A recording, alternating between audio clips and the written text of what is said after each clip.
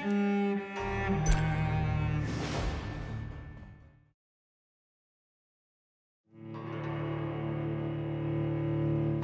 dreams for the Red Queen under crown of stone. 8 voracious beasts born from 8 restless nights. 4 nails piercing the flesh of the sinner. 1 prayer for the summoned, called by this song. 'Tis perhaps the countdown to oblivion for the once proud city of London. 'Tis perchance her inhabitants' last dance alone to face death and pestilence. Confronted by the eerie and unknown, mortals became desperate for answers. A flock's flight makes for an omen, the falling of a star a dire presage. Turning to priests for interpretation when there was no reason to be found. When religion failed, men turned to science. I saw them build such vain cities, crafting machines made for endless war. New questions flourished as old answers withered. What is darkness but lurking sun? What is wall but enslaved stone? What is glass but tortured sand? What is song but a call to arms? What is hate but jilted love? What is life but death pending?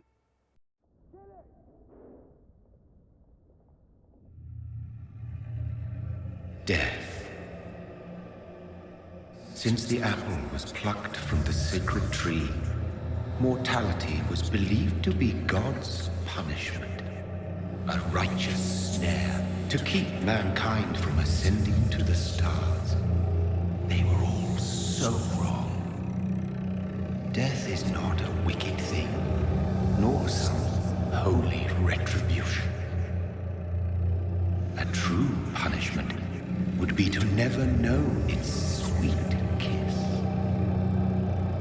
Awaken from the harshness and be born once more.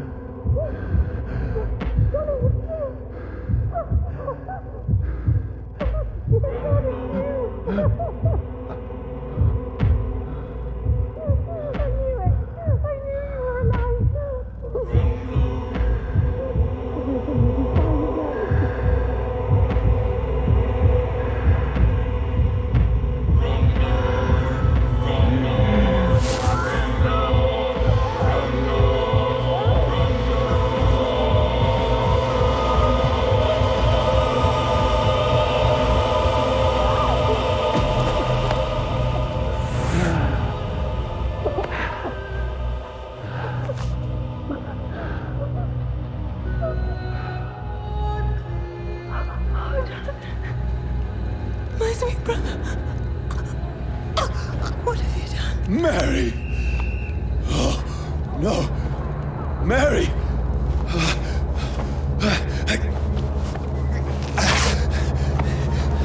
Hold on. Please, hold on. Oh, God. Oh, no.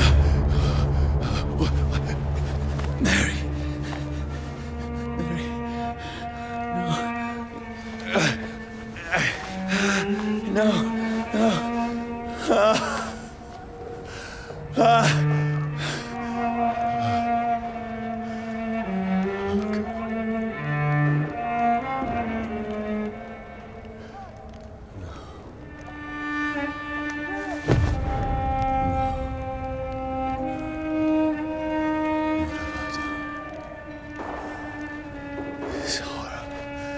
It's a nightmare.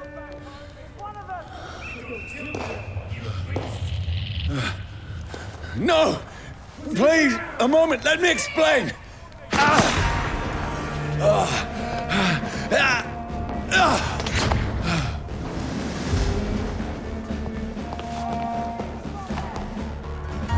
These patrols are after me. Stupid beast! No!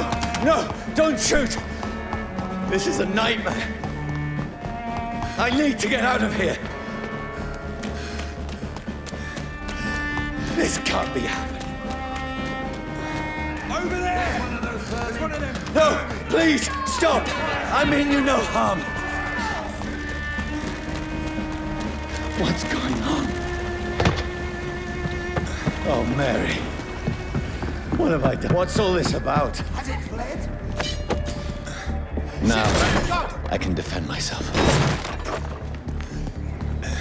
Kill the thing! Over there! Come on, Who are you? vermin! Stay back! Get it up for your side! Sorry, but you left me no choice.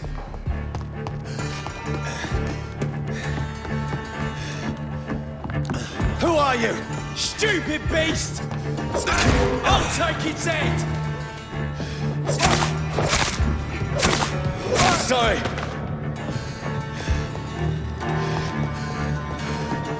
There's one of them! Watch No, yourself! please, stop!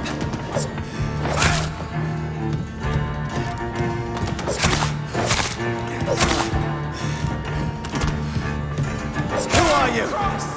He's dead!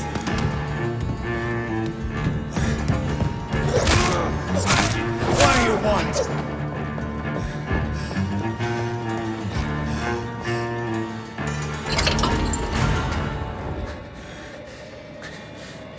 I mean you no harm. I need help. Die, you fucking leech! Please, listen to me. I can't make any sense of this. Shut up, beast! Who are you? What is this all about? What in God's name? I'll do the rest of the job. Just leave me.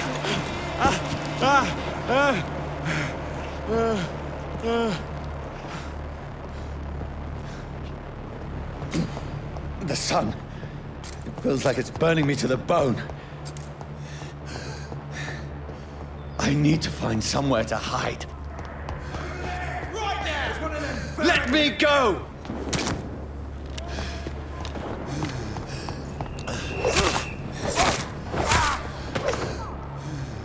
I need to find shelter. It's locked, all right.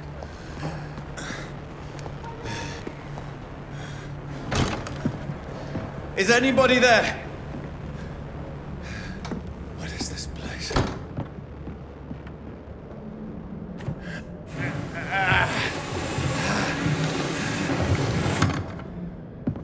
The place seems abandoned. I should be safe enough here.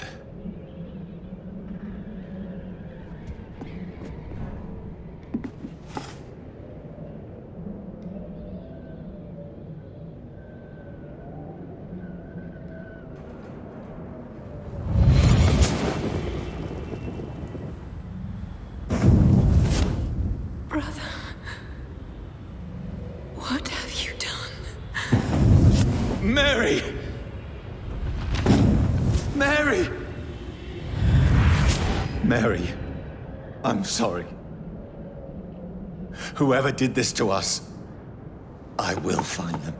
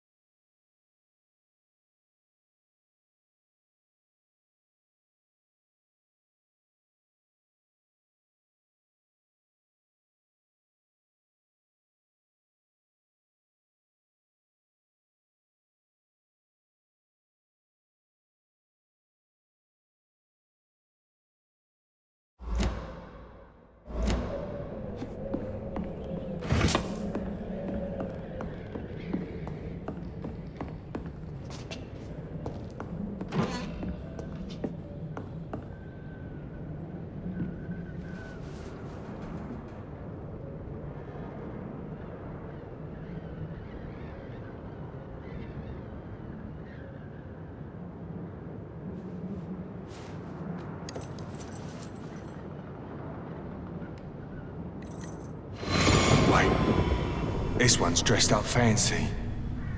Let's run through his pockets. Picking the dead's pockets? Are you serious? I've still a rent to pay. He's got no more responsibilities. What's this? Gold watch. Beautiful it is. We fancy it and share the takings. I suppose we are undertakers. Now, give him an Eve.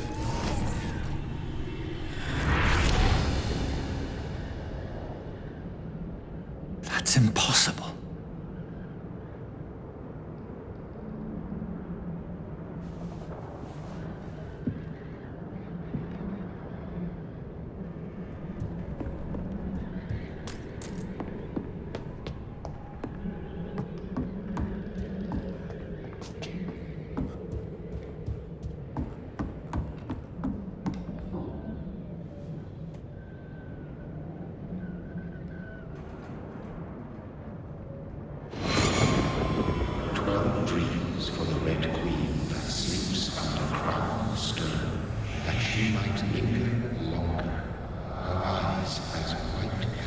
Who goes there? A prayer for the summoned by warring song. A child born from darkness must take scent of his path. Who's there? Are you referring to me?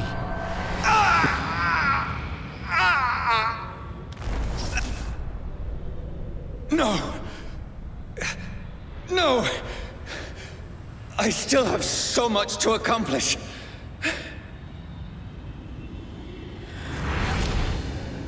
I still have so much left that needs doing.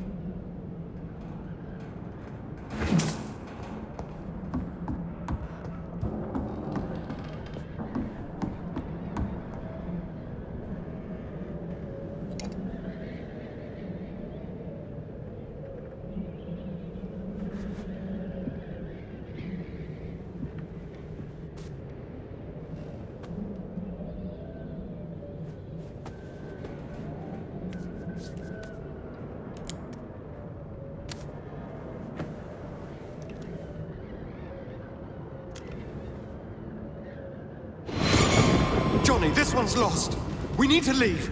And now! No! There's time. I can save him. That's the enemy coming! The orders are to evacuate the hospital! Done. He'll live.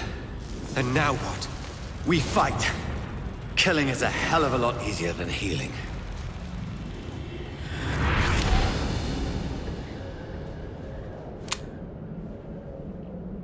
No, it never got easy.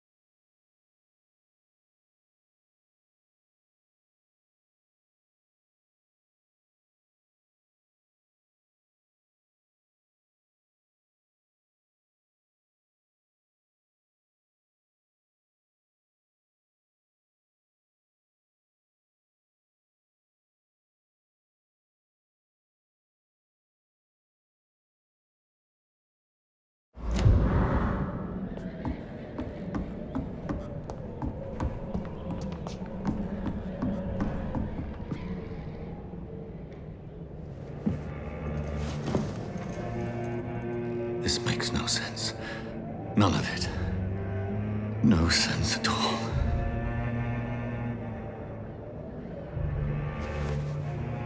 It's a nightmare. That's it.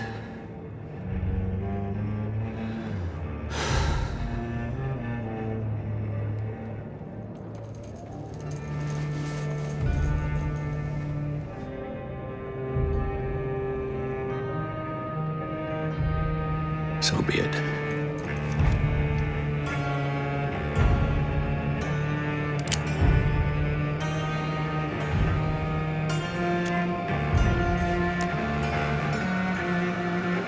Rational thinking only.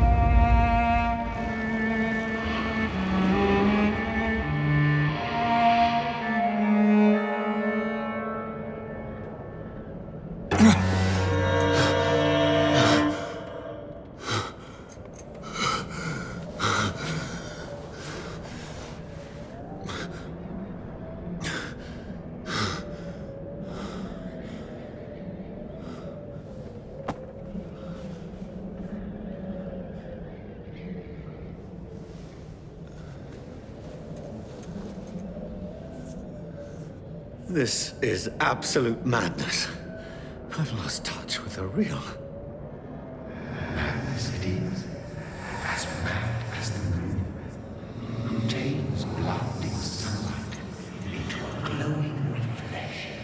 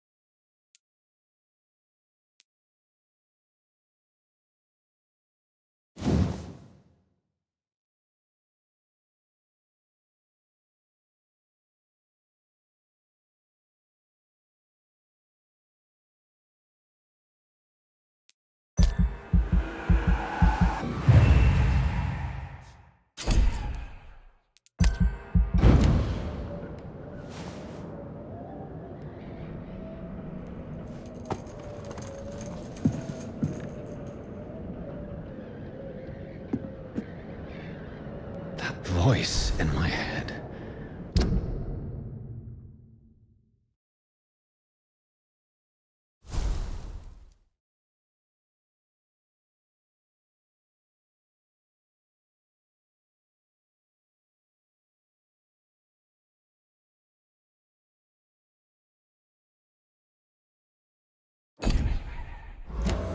If I'm not mad, then it must belong to the one who made me what I am. I must find him to understand what I have become. Where is it? It's closed. These people want me dead. I need to leave now.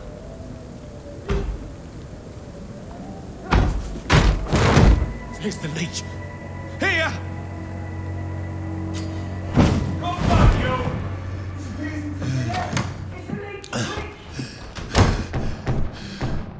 My head's spinning. Oi! Come out, you coward! It's locked. Clever fucking beasts.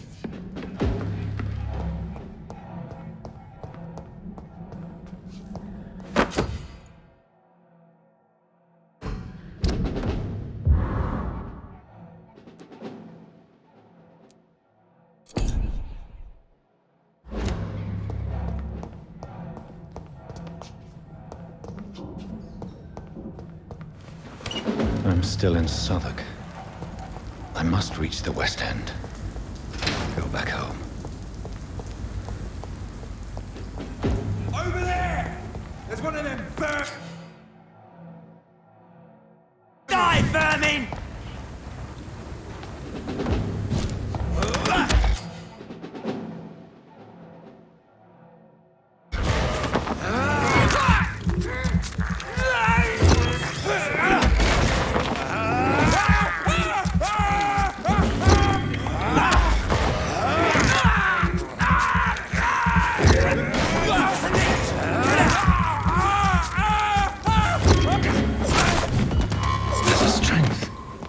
Strength I never knew I had. This shouldn't be possible.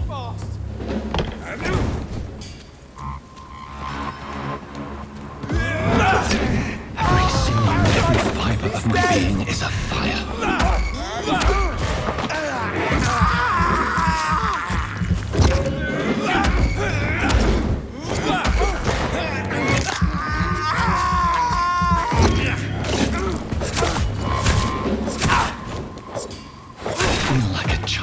Learning the limits of my body.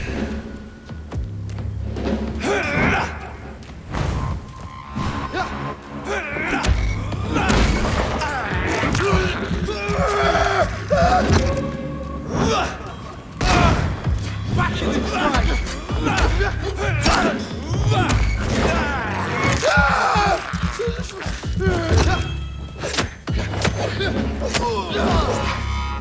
My strength. My reflexes. I'm not human anymore.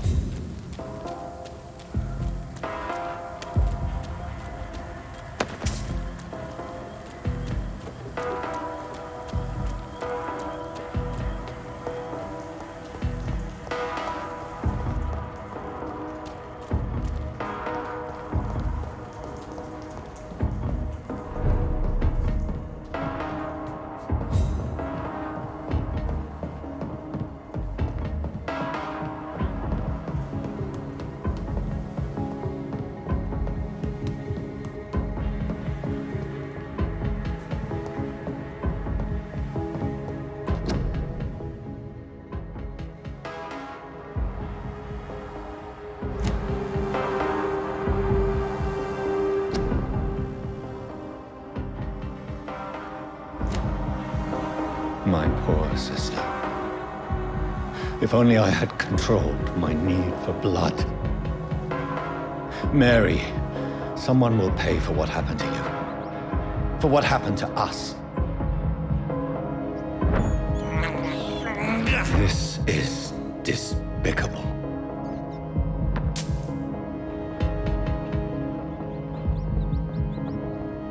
It's locked, all right. I cannot enter.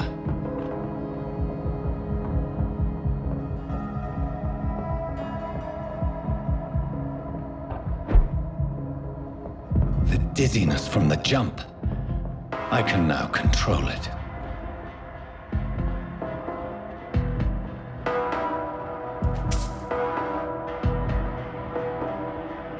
It's locked, all right.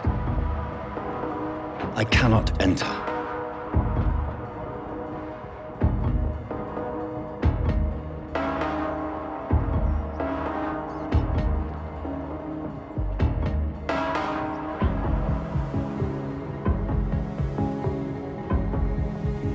What will London have to say to me? It's locked. I've so many questions unanswered.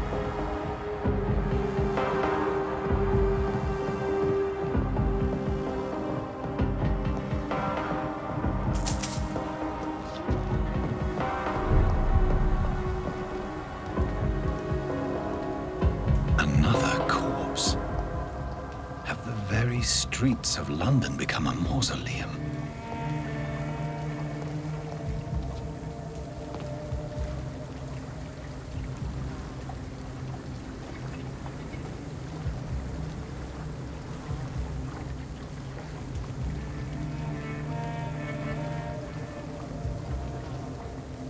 The man has been drained of all blood, but I can still smell the scent of it.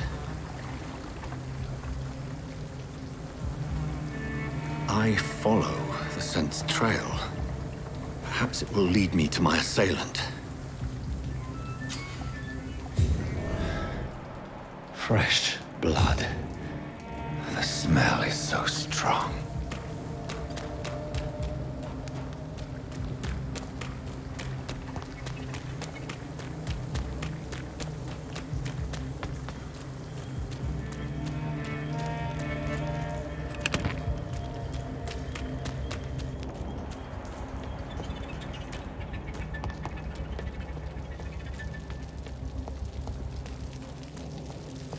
There is no one in sight.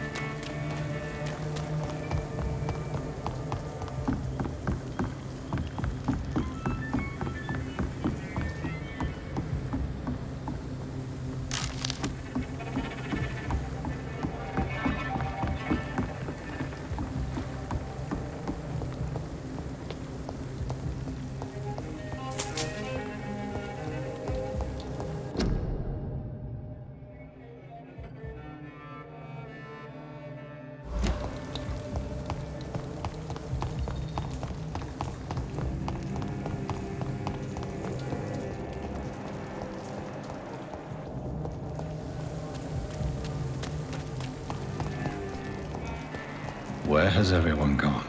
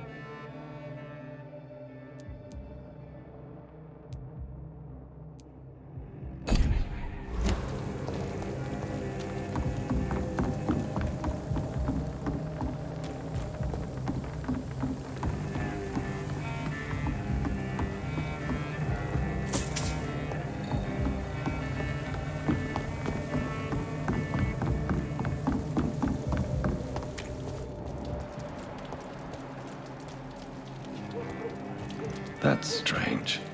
The trail is very erratic, as if the killer was drunk or hesitant.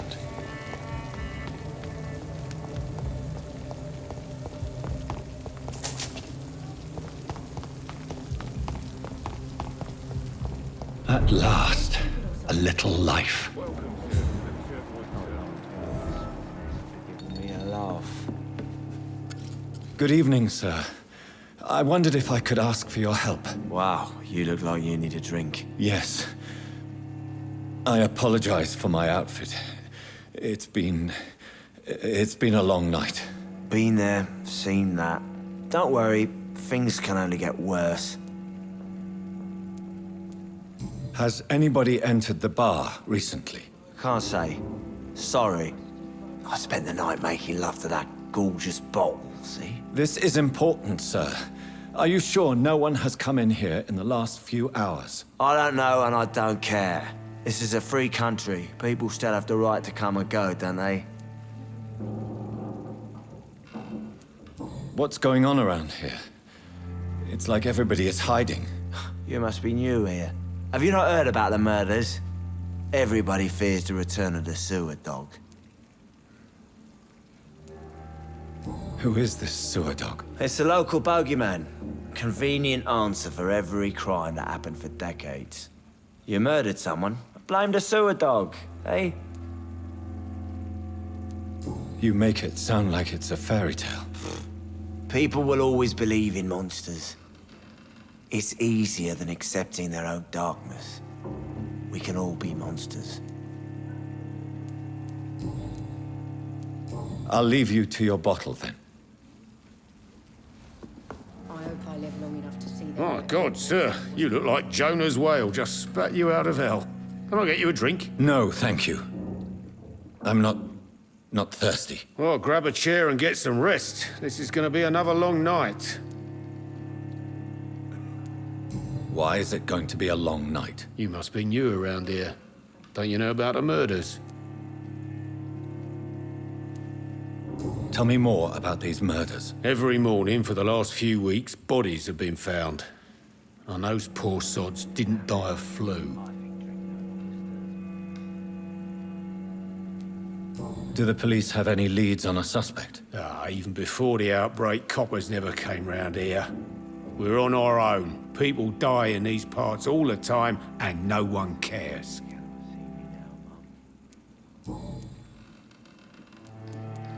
Where am I? Where is this place? You're at my bar, sir, the Turquoise Turtle. The last ray of light in this dangerous part of town. Aren't you scared? Scared of what? All the bad shit happens out on the foggy streets. And I never go outside. So you're open all night? Yep. Figured people might need a place to rest in these dark times.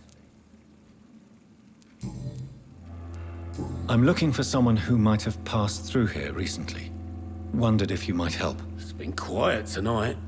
The only other person I've seen went straight up to his room. Thought it was kind of rude, actually. You mean he's still here? Well, yeah.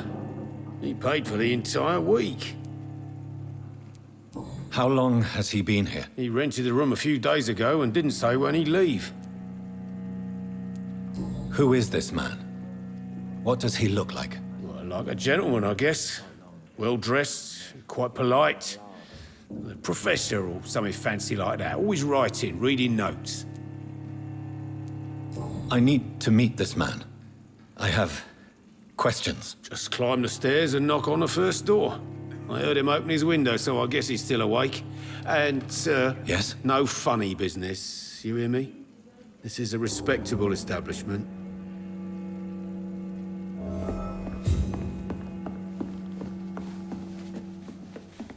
Hello, sir. Are you all right? Is there any way I can help you? I don't know.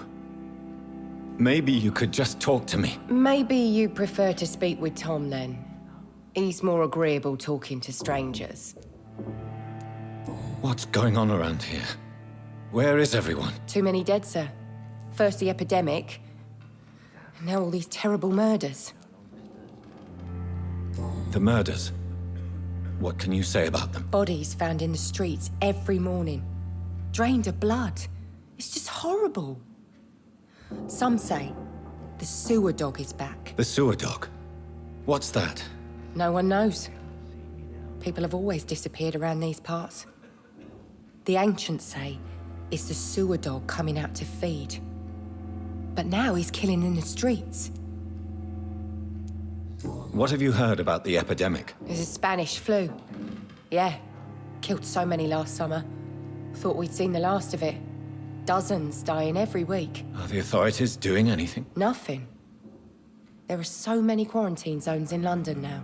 It's gotten really hard to travel across town. What is this place? This is Tom's bar, a turquoise turtle. I'm the barmaid here, Sabrina, if you want to know. Are you always open this late at night? No, it's only since the epidemic started. Tom thought that people may need a safe place to stay. You don't seem to have much business. Where is everybody? Well, most people are sleeping right now. And those that are awake tend to avoid going out. What with the murders and all. I just want to talk.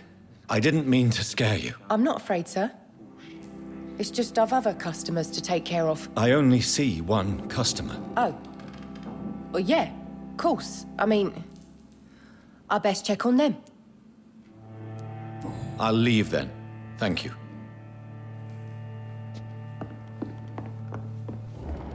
Damn it. I think drink no longer stirs me. This is no place for you. Prewen has several patrols roaming the area. They do not pursue me. But they're looking for vampires, and they're most efficient. They'll not relent until the killer has been identified. I have a common objective, but I require... I think someone is eavesdropping. Are you certain? You might as well come in, whoever you are. Slowly, vampire! Who are you? I mean you no harm. Saith the vampire. Present yourself! I need a word.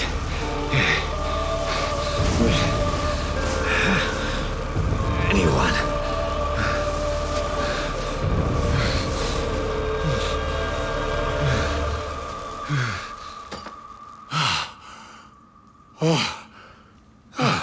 Well, that's something I can do for you.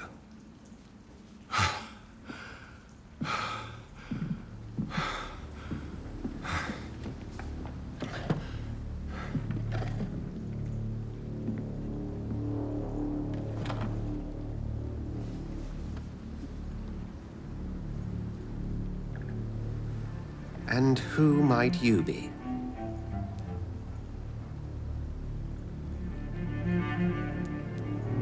Tell me, who are you? First, tell me what you want. Then I may tell you. That's none of your concern. Sir, you have entered my room in the middle of the night, pale as a corpse and shaking like a tree. So please, indulge me. Someone is molesting people. In fact, killing them. Biting them.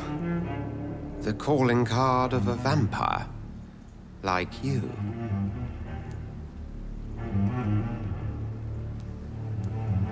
I've been hunted down in the streets and attacked. I'm a victim here, too. I believe you. Then if you are not a vampire, who or what are you?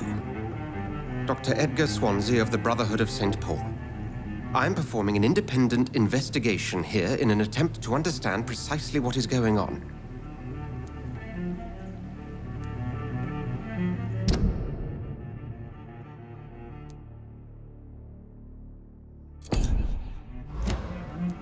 What have you uncovered concerning the murders? It started a few nights ago. Rumors of violent murders. The docs have always been, shall we say, somewhat unsavory. But this is different. How different? A vampire is at work here. Famished. Reckless. It must be brought to ground, and quickly. I heard another voice, that of a woman. Who were you talking to? Ridiculous. I've no idea what you're talking about.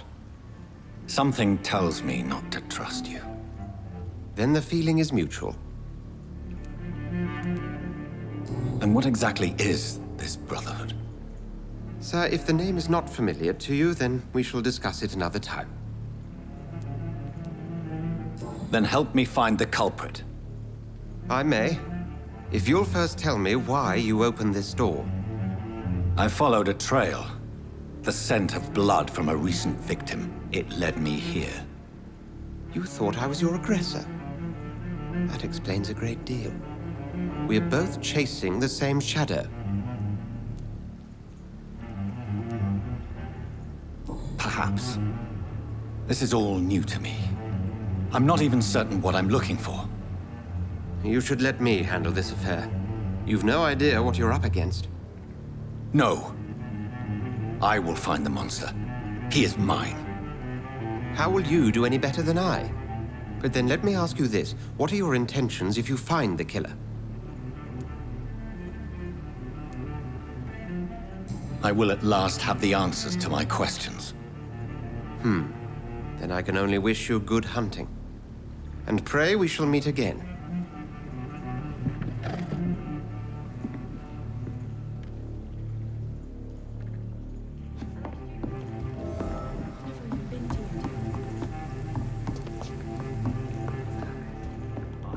If Swansea is not my attacker, it means somebody else came here tonight. Someone must know something. Welcome back. Did you find what you were after? I can't say I have. Are you sure no one else came into your bar before I arrived? Hey, I told you, you were the only other stranger I've had. I think you're hiding something from me. I hide many things from many people, sir. That's what my job's about. Goodbye, Mr. Watts. I think I'm losing my mind. I Hello, should just sir. run as far away from May I disturb you again? And you're still ugly as sin. I'll leave you to your bottle, then.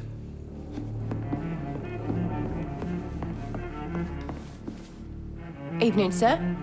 Can I help you? I have a few questions for you. Well, if you must. I spoke to Dr. Swansea. He's not the man I'm looking for. Now, I want the truth. The truth? What do you mean? I suspect that someone else was here tonight, and I don't think Tom wants to tell me about it. I'm just the barmaid here, okay? If Tom says you're the only visitor we had, then you're the only visitor we had. I can feel your fear, madam. Please, tell me what's going on. It's Will. William Bishop. He came in here earlier tonight and he... Well, I thought he was going to clock someone. What happened tonight? He was dead drunk, as usual. My God, his eyes. His face. He must have caught something awful. He shouted and cried. It was terrible. Why are you so afraid? I mean, his skin. His hands. I scrubbed every glass and every chair that he touched. God, I hope it's not contagious. Tell me about this William Bishop. Will was a sailor who worked at the canning factory before he lost that job. A nice bloke, really. He's never been violent. Until tonight. Why keep it a secret? Why not tell me about it? Tom's nothing if not loyal. After Will lost his job, he offered him one ear. They used to be good mates. But recently, well... Will started to get very aggressive. I see. Thank you for your candor. I'll be sure to talk to Tom. There's gotta be something can be done.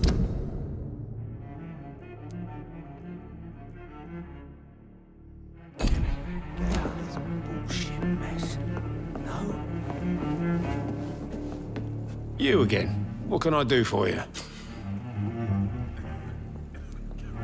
Tom, talk to me about the visit from your old friend, William. Yes, Will came by tonight, but he's not my friend anymore. Why lie to me if he is not your friend? I didn't lie. I said you were my only unannounced customer, and that's the truth. Who is he? William. Just an old sailor who loves his gin too much. He worked for years at the canning factory before it closed. Is he dangerous? Yeah. Like many drunks, he's all bark and no bite. He can barely stand up most of the time. How was he tonight? Was he different? Sicker than usual, perhaps. He whined and mumbled about how mean people were to him and how he'd like to talk to me outside, and then he left when I refused. I need to find him. It's a matter of urgency. Do you know where he is? You could try his boat. It's up by the North Pier. He sleeps there when he's too drunk to get home. Please describe him to me. What'd you expect? He's a tall, sick bastard with a bad rash and torn old clothes. William used to be strong. Now he's a mess. Thank you, Tom. If you see him, tell him I don't want him back here unless he cleans up his act, okay? Never even been to India.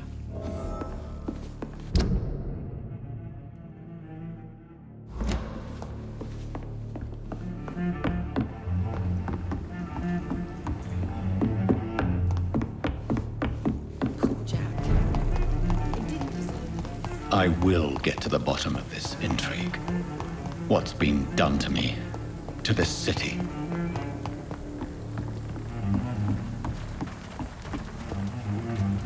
The body is still warm. This man has just been drained of blood.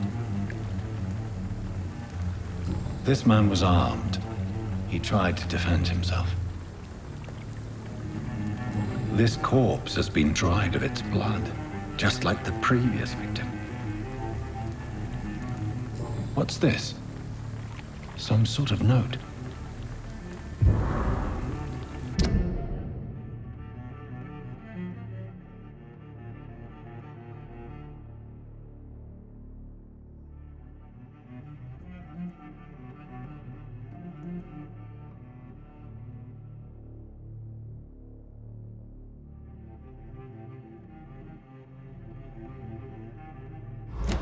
These men, they're a company of professional vampire hunters.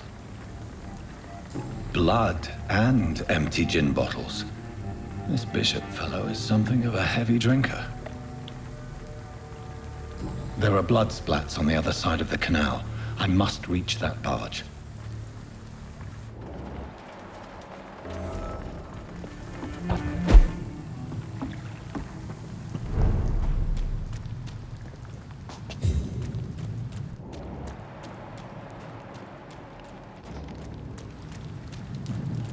I cannot enter.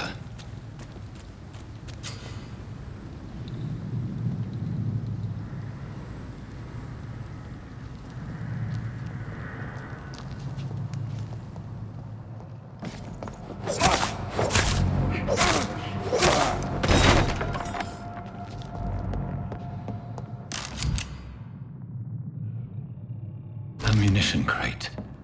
Good. I may need a lot of bullets. I feel like I'm back on the front line again.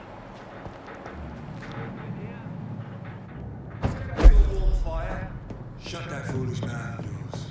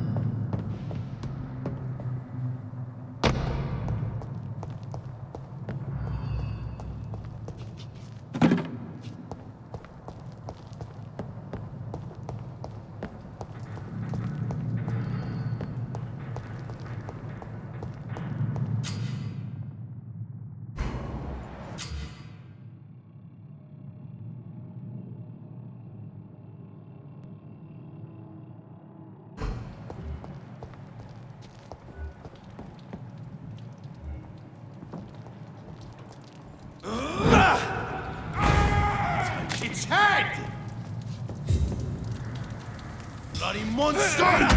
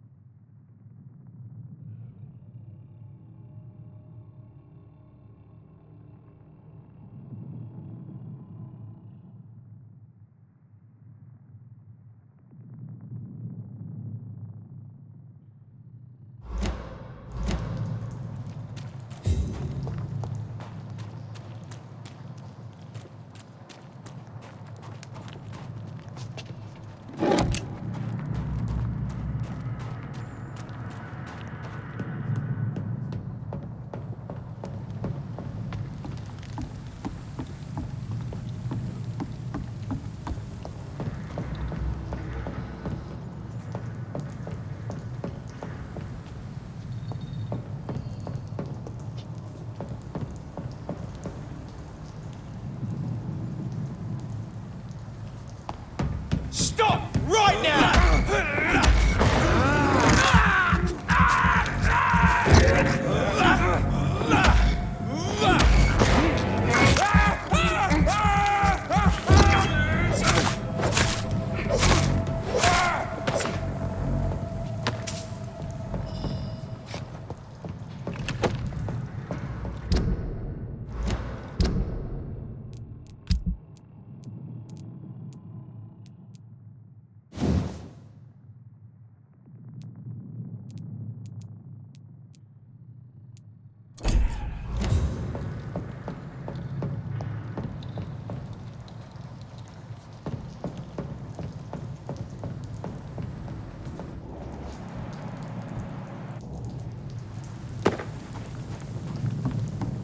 Over there!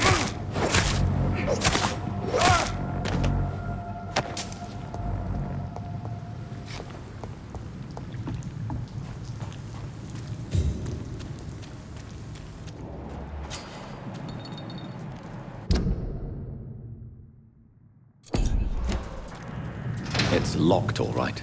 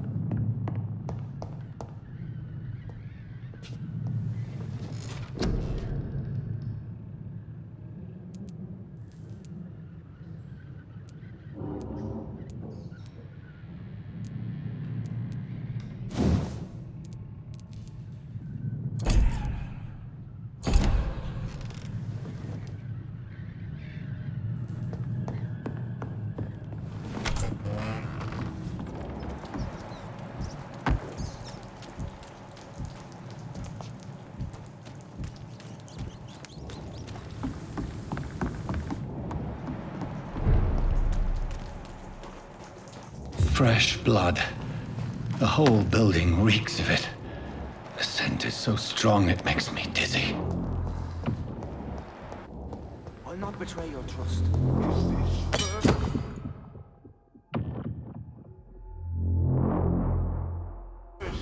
You see.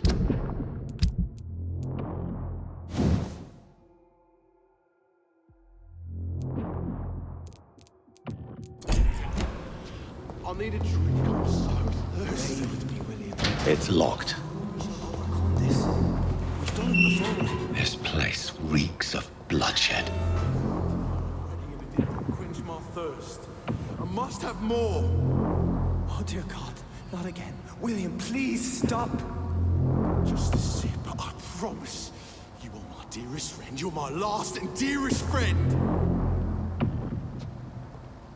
William, my arm. This creature can't is feel it. bedeviled. I must put it down.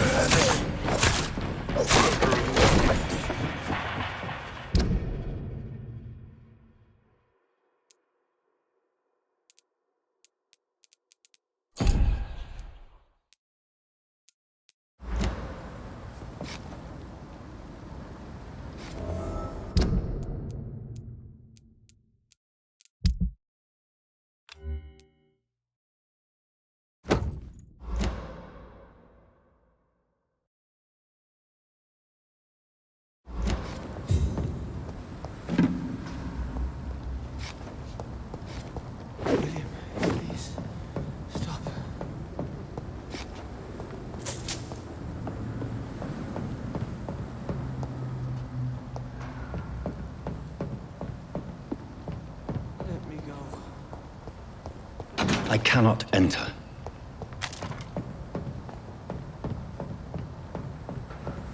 It's not too late.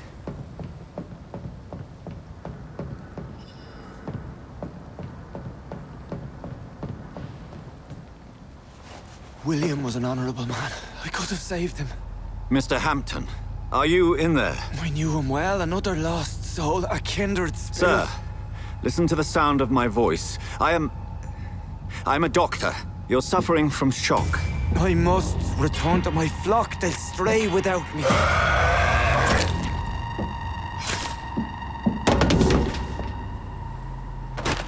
Remember, certain skals are every bit as resistant as we are. Who are you? What do you mean by skal? You truly are a newborn. I should have realized. Wait. You are the woman from the bar. Are you like me? Can you help me? I believe, sir, I already have.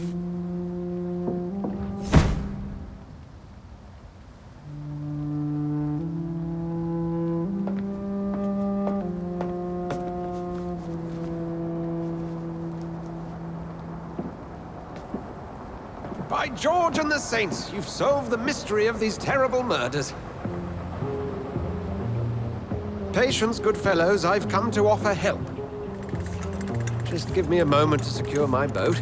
we can leave this awful place. William was not the evil man they claimed. He was just taken by the thirst. He needed this drink. This man requires medical attention. We'll see he gets to the nearest hospital. No, please, I must tend to my fold. My flock needs me. Yes, go with the good Dr. Swansea. He's resourceful, and I'm sure he'll take good care of you. You'd best come as well. The sun is soon to rise, and you'll need a place to rest. I just need a moment.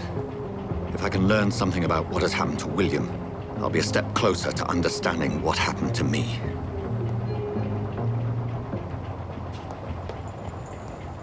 This poor creature can't be my maker. Could it be some subspecies of vampire? I must find a place to analyze the blood.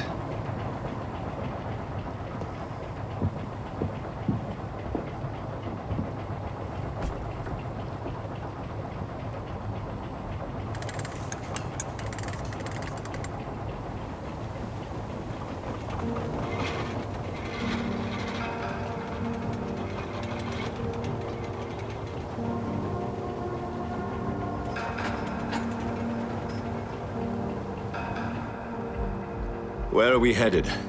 We're on our way to the Pembroke Hospital. It's just across the canal. They'll have a bed for poor Mr. Hampton. William was... what manner of creature was he? Predator, prey, villain, and victim. Who can say?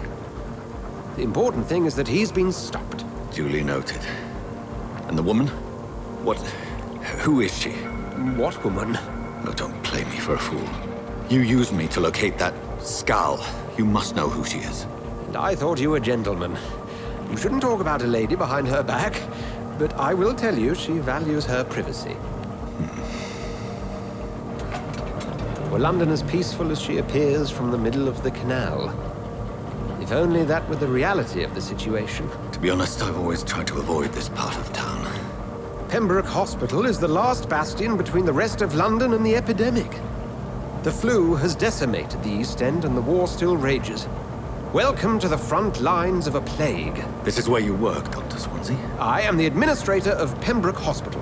I thought you were here in service of your mysterious order, the Brotherhood of... Of St. Paul's Stole, yes. But first and foremost, I'm a man of science. A physician, like yourself, Dr. Reid. How do you know who I am? No need for modesty. You are Dr. Jonathan Reid. A surgeon of some caliber and renown, if I'm not mistaken. You are correct, sir. I knew it!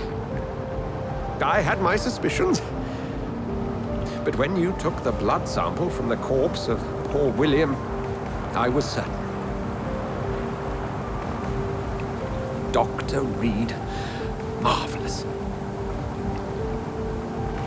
Have we met? I attended 3 of your seminars before the war. I have the utmost admiration for your research. And what a turn of fate. England's most esteemed blood specialist returns to London a vampire. That word, again, from a so-called man of science. I understand. Traditionally, the role of science is to refute myth, but when myth walks among us, the Brotherhood of St. Paul has dedicated its purpose to their study. There's so much for you to learn. Of that, you are right. Well, then let me be blunt. Join my staff at Pembroke Hospital. As a physician. I suspect you'll not find a better post of employment to contemplate your predicament. This is sudden. I was returning home to see my sickly mother. But alas, that was before contracting this... affliction. Dr. Reid. Take a moment to consider. The post would be for the night shift, providing a good explanation for your absence during daylight hours. You'll be adequately reimbursed, and have a place to hide. I even had the forethought to bring some clean clothes. So, what do you say? It seems I have little choice, but yours is a generous offer, so I thank you. Brilliant! Oh, Jonathan, this is one for the book, and the beginning of a beautiful friendship.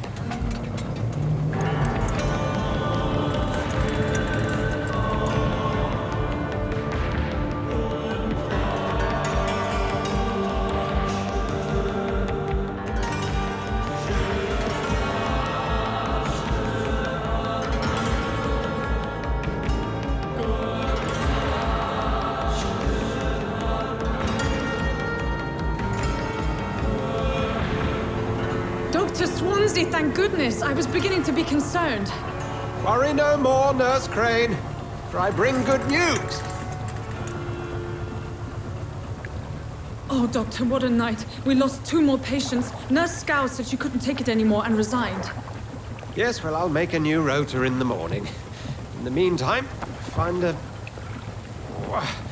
good bed for Mr. Hampton. Be sure to pay attention to his needs. Of course, Doctor. Oh, and Dorothy? Yes, Doctor? Dr. Reid here has just returned from the front. He served King and Country and will be joining us here at Pembroke. We're very lucky to have gained a surgeon of his talent, and one so experienced in blood transfusions. That is good news indeed, Doctor. Oh, yes.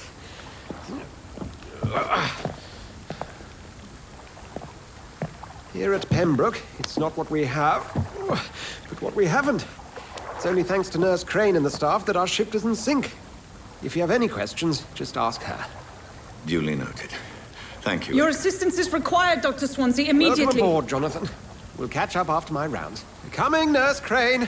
I'm coming.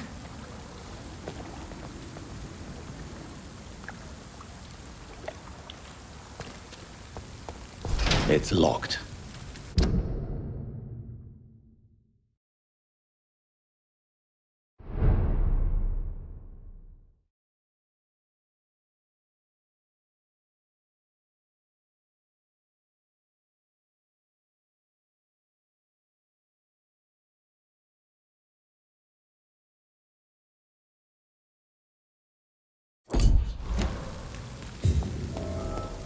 I'm sorry, Jonathan. Mr. Hampton needs me right now.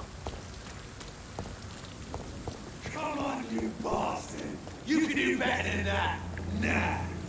It's my turn!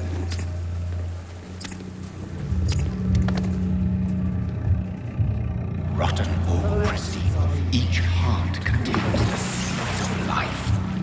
Drink at this river, try it all.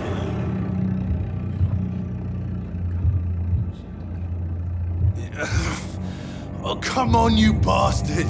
I won't bite! Sir, please. You've lost too much blood.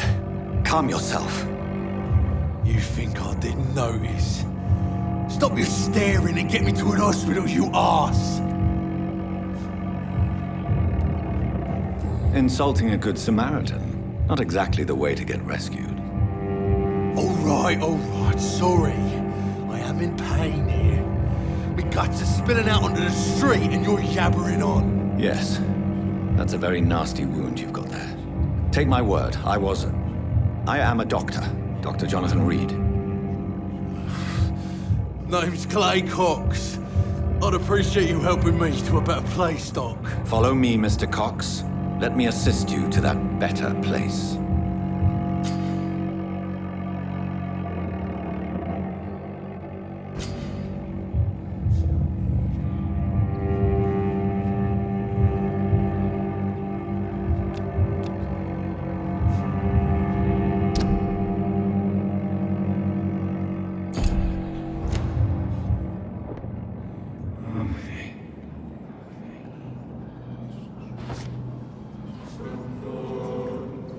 Bring this fading light into the shadows. Dance with him the dance of life and death.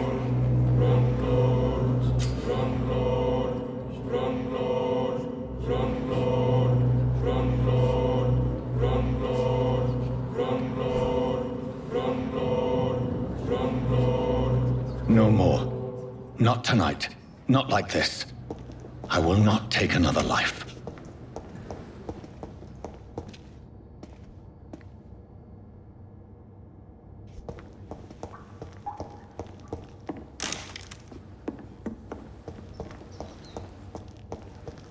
Whoa, I feel giddy.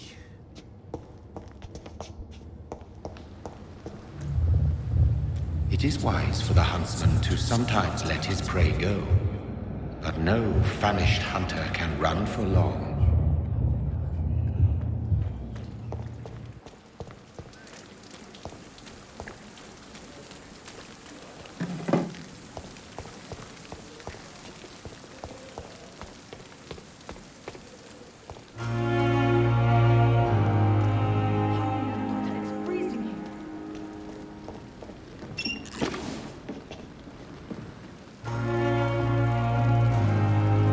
Doctor, where have you been? I've little time to play hide and seek with new staff members, no matter how illustrious they may be. I found a wounded man by the docks. He answers to the name of Clay Cox. He requires urgent medical attention. Already making the rounds? That's the Pembroke spirit. I'll ask our porter, Milton, to bring him back immediately. Thank you, nurse. What can I do for you?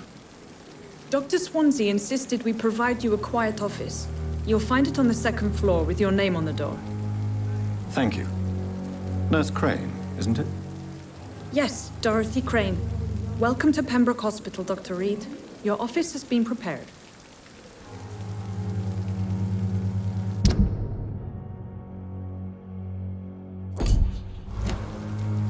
I would like to ask a few questions first. And Mr. Hampton, the patient we brought in, how does he fare? I gave him a sedative to help him sleep. Poor thing was in quite a state of shock. What kind of man is Dr. Swansea? Well, you accepted the job from him. I thought you would have known about your employer. Apologies, I've only just met him the once. This is sudden. I've only just returned to England. Dr. Swansea is a brilliant surgeon and the most compassionate physician. It's right to assume Dr. Swansea knows far more about me than I do about him. You'll get to know him soon enough, and better than me. The administrator has better things to do than mix with us. If you could point me in the direction of my room again, nurse. Second floor of the hospital, left after the stairs. It's the last vacant office at the end of the corridor. Thank you, Nurse Crane.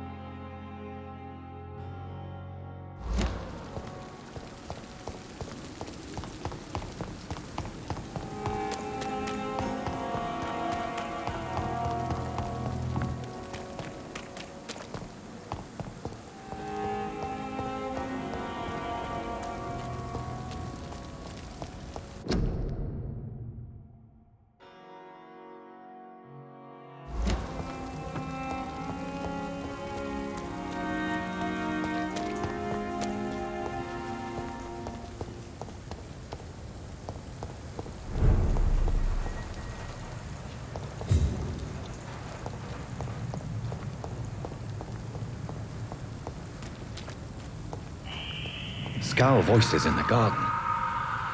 I should investigate. If they were to find somebody.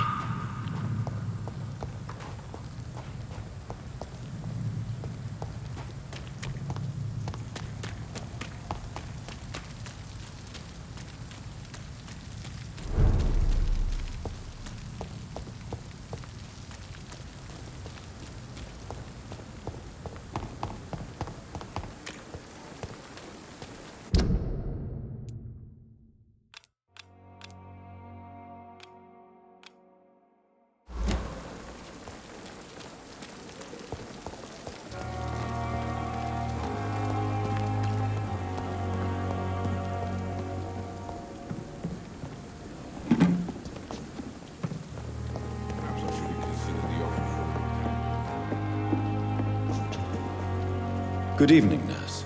I'm Dr. Jonathan Reid, the new surgeon here at the Pembroke. Dr. Swansea has already told us about you, sir. I'm Nurse Gwyneth Brannigan. Welcome to the Pembroke Hospital. Did he really? It's a good thing I wasn't hoping to keep a low profile. All members of staff have already read about your new blood transfusion technique. Dr. Swansea made sure of that. I see. Well, I'm a little surprised, but I suppose I'll just have to deal with this unexpected notoriety. You must know, Blood transfusions are Dr. Swansea's primary subject of research. He is convinced it is the future.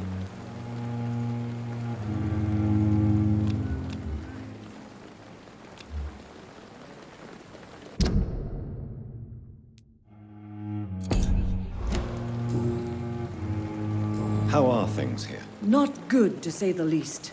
We're struggling against an invisible enemy, more lethal than any bullet from a gun. It's hard, Doctor. An invisible enemy? Quite a poetic term for a disease, especially from a nurse. Sorry, Doctor.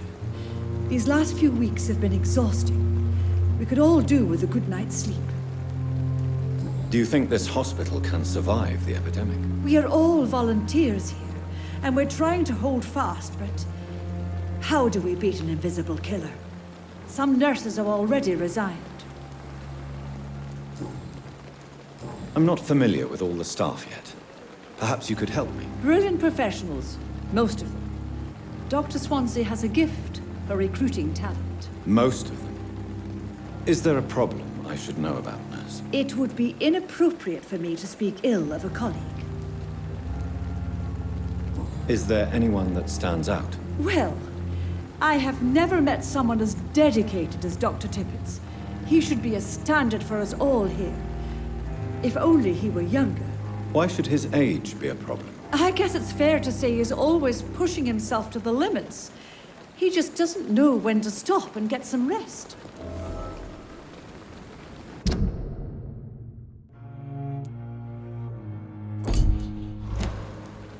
Nurse Brannigan, if you do know something, please tell me. Anything you say will be held in confidence. No. I may disagree with some conduct, but in the end, everybody is doing their best.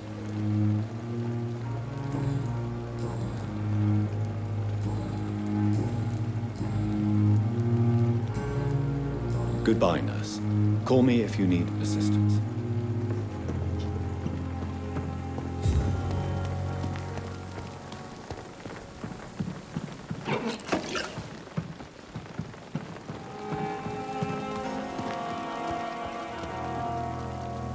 Good evening, sir. I'm Dr. Jonathan Reid. I'm new here. I've already heard about you, Dr. Reid. I'm Milton Hooks, the ambulance driver for this shithole of a hospital. That's quite a blunt introduction, Mr. Hooks. You can call me Milton. I like to speak my mind, Dr. Reid. Perk of the job. Don't judge me, and I won't judge you. I'm not sure I understand what you're talking about. Well, I'm no doctor, but I'm pretty sure a gun can't be used as a surgical instrument. You have a keen eye. I learned to shoot during the war, and have carried one ever since.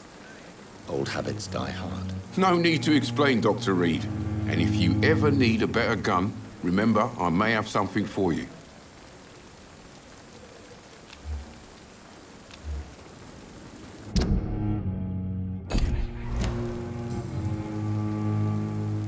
How is the situation around here? You want to hear the situation is all right? It's fucking awful. We lack everything, and it's getting worse every day. So what do you do exactly in this hospital? Apart from smuggling guns, I mean. I've been an ambulance driver since... too long, I guess. I bring sick people here night and day. It's a dirty job, but I get it done. Most of the time. Since you're on the front line, how is the sanitary situation in this vicinity? It's a complete disaster. It's even getting dangerous to enter some streets or buildings. Even the locals attack you. It sounds like things have been a bit rough recently. What's happened? Yesterday I got attacked by the patient I was bringing in. I escaped through the hospital's garden, but I lost my wallet when I was running. You left an infected patient outside the hospital? That's incredibly dangerous. Go there yourself if you want, but be careful, Doctor. I'd rather not bring your dead body back. Are you really smuggling weapons through the hospital? And why not? I've already been attacked by patients, you know. And by gang members willing to steal my money. But you're not defending yourself. You're selling guns to civilians. You keep people alive your own way, Doctor. I offer them another way to protect their health.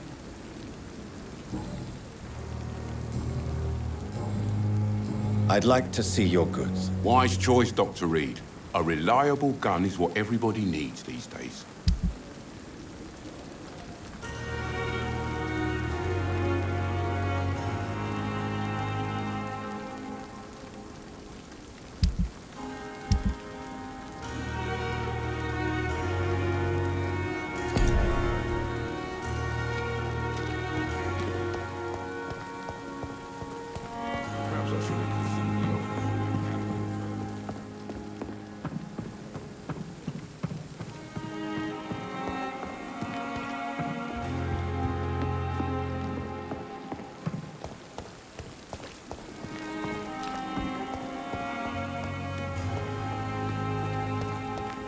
Dr. Swansea is right. This place seems perfect to conduct my research. Good evening, miss. I'm Dr. Reid, the new surgeon at the Pembroke Hospital. And who are you? Your name has no meaning to me, mortal. You're nothing but dust blown by the winds of eternity. I beg your pardon? What are you begging for, mortal? My clemency? Well, tonight maybe I'm inclined to mercy. You'll never forget the night you met Thelma Howcroft. You keep calling me mortal. Why is that? And if I'm mortal, what are you? Well, Dr. Reid, if you must know, I'm a vampire.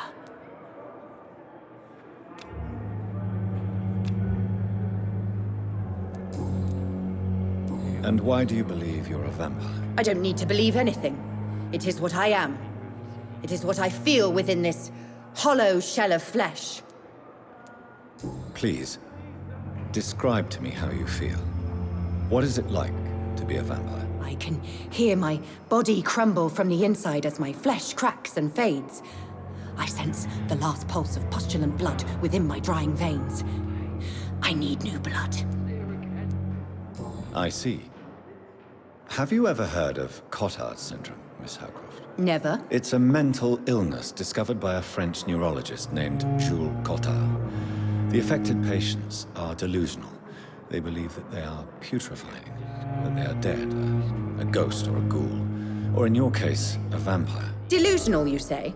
Oh, sad and petty mortal. You can't even begin to understand the concept of immortality. And you think it is I who am delusional.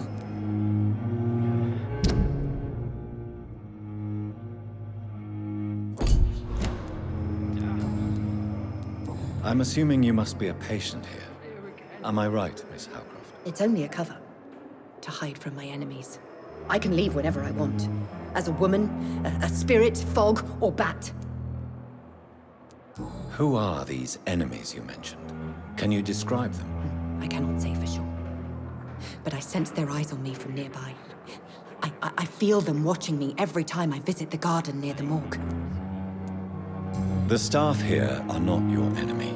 They're here to help you, to care for you. I'm not speaking of the doctors in white. I'm speaking of the men and women who hunt me. For I am a vampire. I see. Don't worry. These people will not find you here.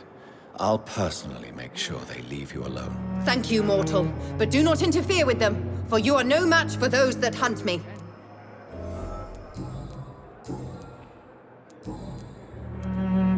Who are you really, Miss Howcroft? I mean, apart from being a vampire. Is that not enough for you, puny mortal? What do you require? Proof of my powers? I'm curious to know who you were before becoming a vampire. No, it's such a long time ago, I don't remember. Centuries of unholy life can have strange effects on one's minds, you see? I'll leave you, Mistress of the Dark, to your nocturnal activities. Time has lost its effect on me, but the suffering continues.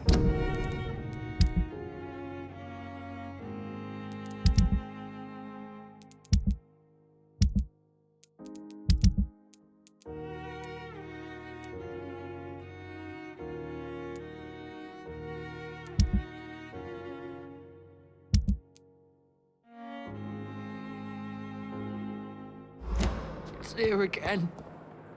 Good evening, sir. Can I help you? Unless you're here to fix my face. No. I don't think you can help me. I'm Dr. Reid. I've recently taken the position of head surgeon here. War injuries, am I right? You guessed right, Doctor. German shell took my pretty little mug right off.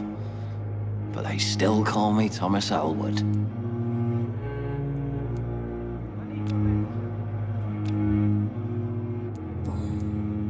How is your stay with us, Mr. Elwood? Oh, it's bliss. I just escaped death in the trenches to be surrounded again by the moans of the dying. Can I ask you precisely why you're a patient here? It's the pain, sir. The drugs don't work. It just hurts under the scars, if you get my drift. Can I do anything for your pain? Nurses gave me a bunch of pills. No effect. Told you. It's like the flames are under my skin, burning away. Who is treating you? Is someone in particular looking after your case? Nobody since the old and tired doctor spoke to me. Started to think I was forgotten about. Wouldn't blame you. You don't seem worried by that. My face hurts so much more when I smile or cry. I've learned it's easier not to speak. But be assured I'm smiling inside.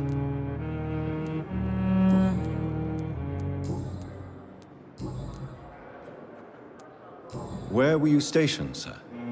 Did you serve for long? I really don't want to talk about all this shit. No offense. I was pushing too much. I served in France myself. I just wanted to know what happened to you. You were an officer, weren't you? Then I doubt we fought the same war, sir. No offense. How close are you to Miss Horcroft? Are you aware that she thinks she is a vampire? To wait for her next nibble is the best reason to stay here. Every time she approaches my bed, she treats me like something tasty. A normal person. Aren't you afraid? She may hurt you if the game goes too far. She's quite harmless, I can assure you. Her head's broken inside is all. While I'm busted on the outside. But she's still beautiful. Living proof that there's hope for me.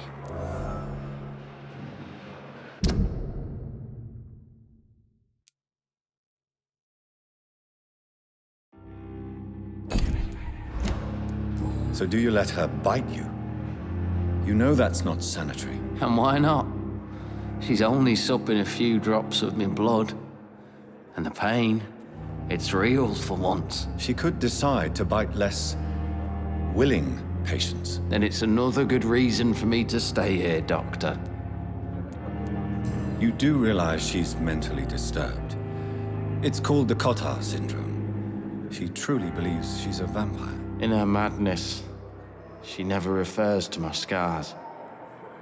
And frankly, if I could, I'd join her world. It seems much more fun than the real one.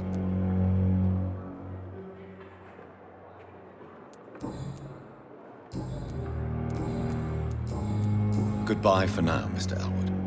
You disgust on every street corner.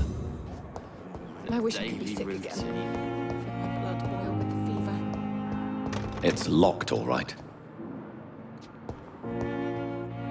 Good evening, Mr. Hampton. How do you feel? Dr. Reid, is it? Oh, sir, I must apologize for my behavior. What do you mean? I was not myself in the factory. Fear and exhaustion made me say awful things to you, I'm afraid. You remained perfectly nice and polite. A little delirious, perhaps. But who wouldn't be after enduring an abduction? Thank you, Doctor. That's a relief. Now all I need to do is rest and return to my flock. How did you end up in William Bishop's den? I had received alarming news about his recent behavior. I went to his place and he refused to let me go. Why did he abduct you? William was an alcoholic. His addiction suddenly changed to blood. I don't know why. Just like a patient I met here. This Miss Horcroft. You dared to enter this awful place alone. You're a hero, Mr. Hampton. Or a fool. I'm just a man trying to help his friends, Dr. Reid. William Bishop was a conflicted soul, searching for light.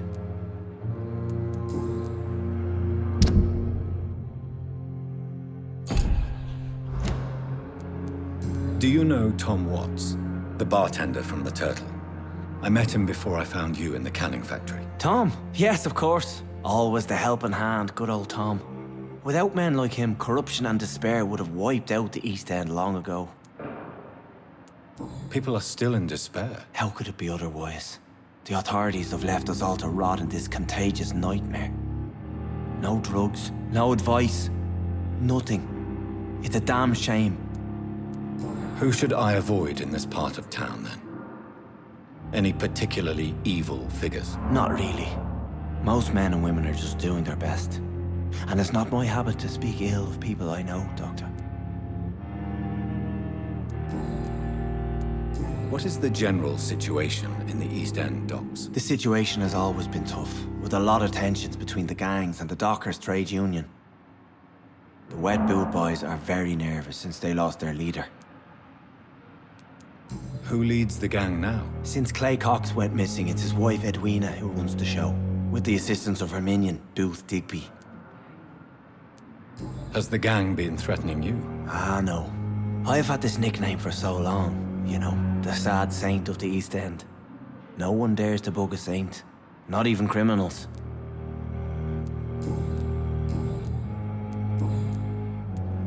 What do you do for a living, Mr. Hampton? I can't help but notice the cross around your neck. I manage a night asylum for the poor and homeless of the docks, and I try to guide the lost and hesitant on the right path to our Lord. Are you a priest, Mr. Hampton? A deacon, maybe? Not at all, Doctor. I'm just a man of faith willing to preach the good word. Why didn't you use your cross against William Bishop? To repel him somehow? That's a very strange question, Doctor. A cross is no magical token, if that's what you were trying to say. Not mine, anyway. Have you made friends since you arrived? Not really, but I recognize Miss Harriet Jones. I knew her when she lived by the docks. That poor woman had such a miserable life. You never came to see her here at Pembroke? Receiving visits when sick can be an important part of the healing process, you know. We're not just bodies. You're preaching to the converted now, Doctor. To be truly honest, I thought she was dead. She left the docks many months ago.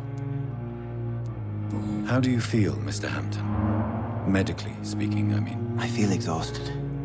Beyond exhaustion, actually. William drank so much of my blood in his madness. I feel empty. You're in good hands here. Dr. Swansea is well versed in blood transfusion, and I'm sure he'll take the best care of you. Thank you, sir. I believe all I need is rest, and then I can go back to the people who need me. Goodbye, Mr. Hampton. We'll talk again later.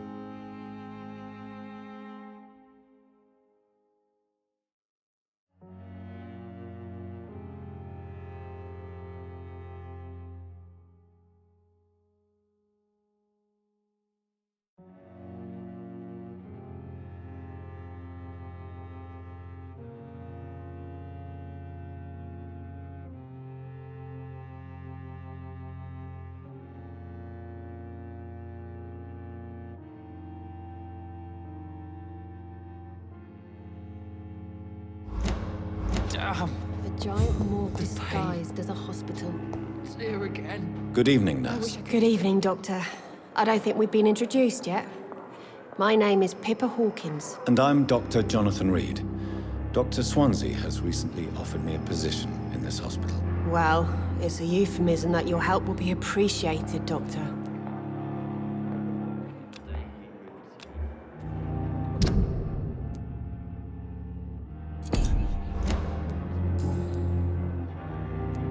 How would you describe the situation at the Pembroke Hospital? It's serious. The flu is wreaking havoc amongst the staff and patients. We are running out of everything.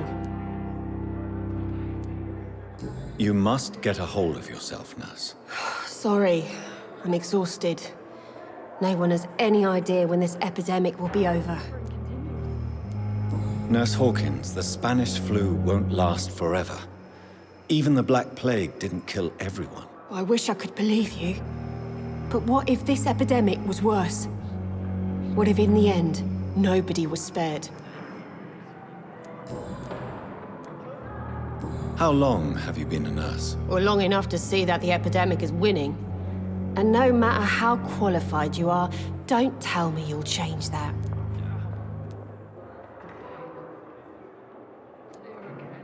You'd be surprised what dedication can achieve, Nurse Hawkins.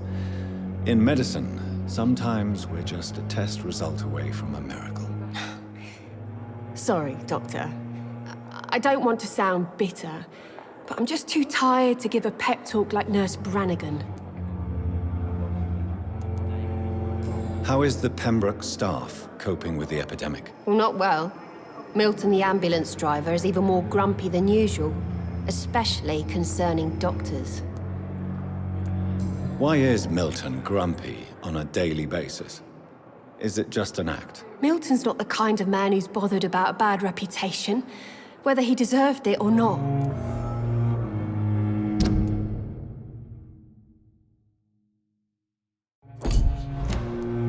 Why does Milton dislike doctors? I don't know. Just ask him. But be warned, Milton is not the chatty type.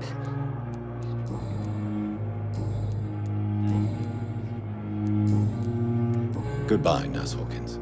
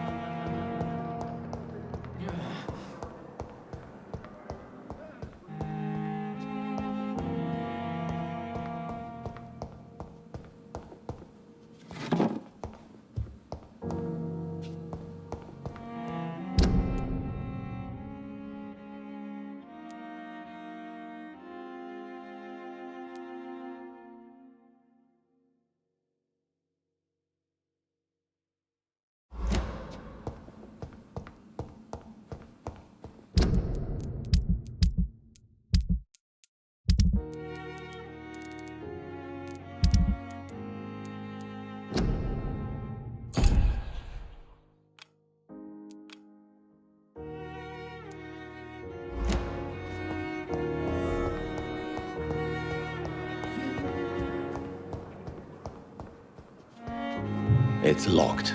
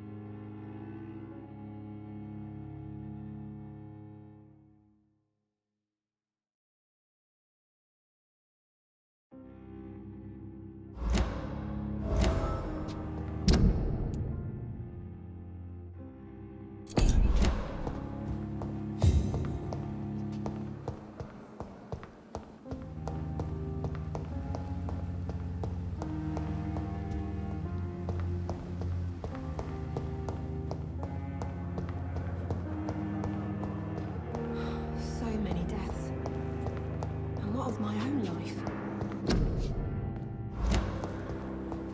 Disgust on every street corner. The daily. Good evening, Nurse. Good evening.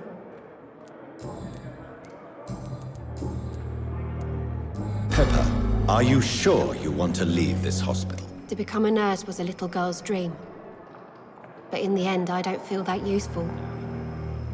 I want more. I want to make things change. You should be proud of what you've achieved. This hospital represents hope for many people in need of help. Maybe you're right.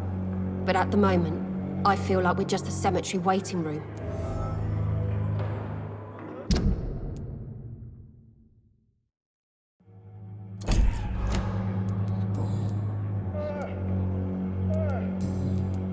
Pepper, to become a... you should... Maybe.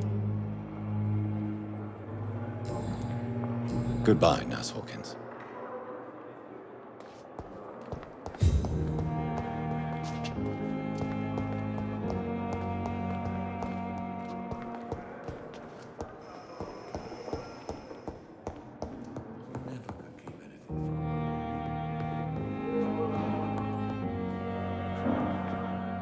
Good evening, sir. I'm Dr. Reid. I believe we're going to be colleagues. Reid? Yes, I've been informed about your arrival. I'm Waverly Ackroyd. Welcome aboard, I suppose. Does my arrival inconvenience you in some way, Dr. Ackroyd? Let us just say that I don't particularly share Dr. Swansea's enthusiasm for hiring you. What we need here are reliable professionals, not overrated dabblers.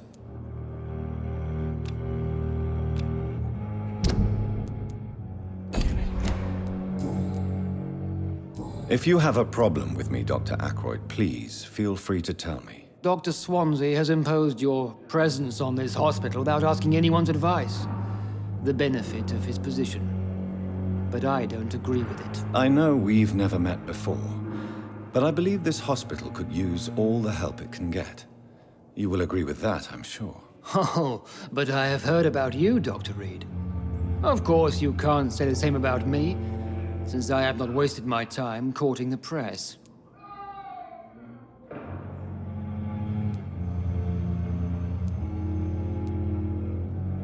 There is no need for such animosity between us.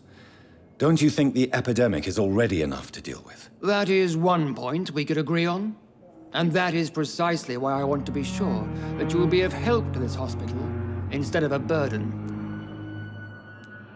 Since your tenure in this hospital is longer than mine, perhaps you can tell me more about this place. Let's just say I'm tired of the carelessness around me. I have always respected the skills of Dr. Swansea, but over time, his enthusiasm has become displaced. Carelessness? Exactly what are you talking about? We're here to save lives. The people who trust us are not volunteering for experimentation. They're here to be healed. I don't intend to run any radical experiments, Doctor. Even if I, as any good practitioner should, express an interest in pushing the boundaries of medical research. Modern medical methods were created through audacity and ego.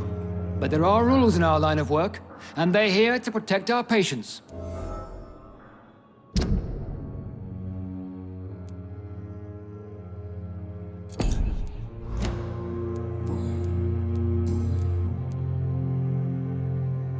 I don't know what you've heard about me, but I have already proved my value as a practitioner. I don't question your skills, Dr. Reid, but your motive. Is it money, fame, or are you truly dedicated? And what exactly is that supposed to mean? I served in the war just like you. But unlike you, I did not use the wounded to play the modern sorcerer. Be careful what you insinuate, Dr. Ackroyd. I only want you to admit you used those men to improve your theories.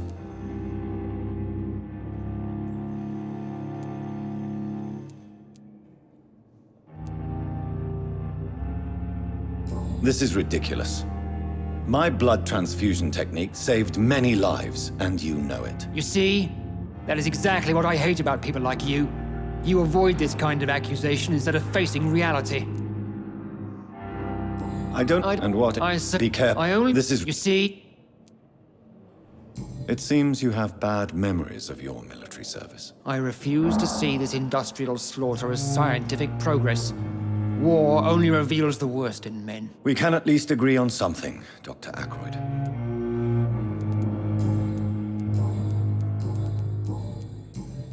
Thank you for your time. We'll talk later.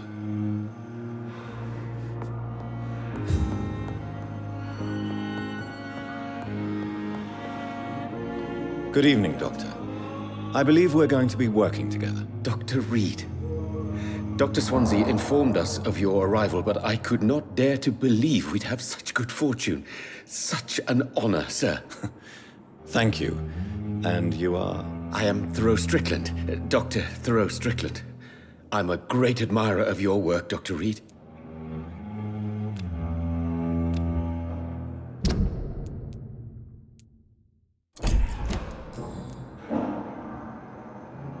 Please, could you tell me something about yourself? I'm a great admirer of your work concerning blood transfusion, Dr. Reid.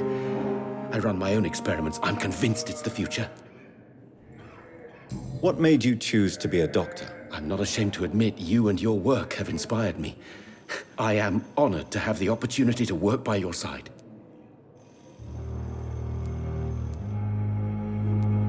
It's always a pleasure to share scientific and medical knowledge with someone eager to learn. I'll be glad to help you if I can. This epidemic may be the century's most terrible disaster, but I'm convinced that we, as doctors, are the only ones able to defeat it.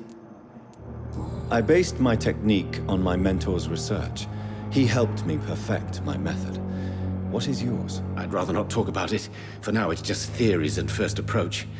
My process is purely experimental and unsuccessful. As long as you're cautious and methodical, you may remain empty-handed, but you won't fail.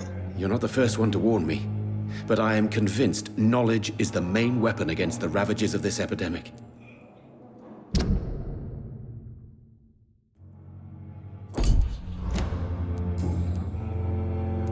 What can you tell me about the Pembroke? Well, it has always been an honor to work with Dr. Swansea. But with your arrival, I can't think of a better opportunity to learn about blood transfusion.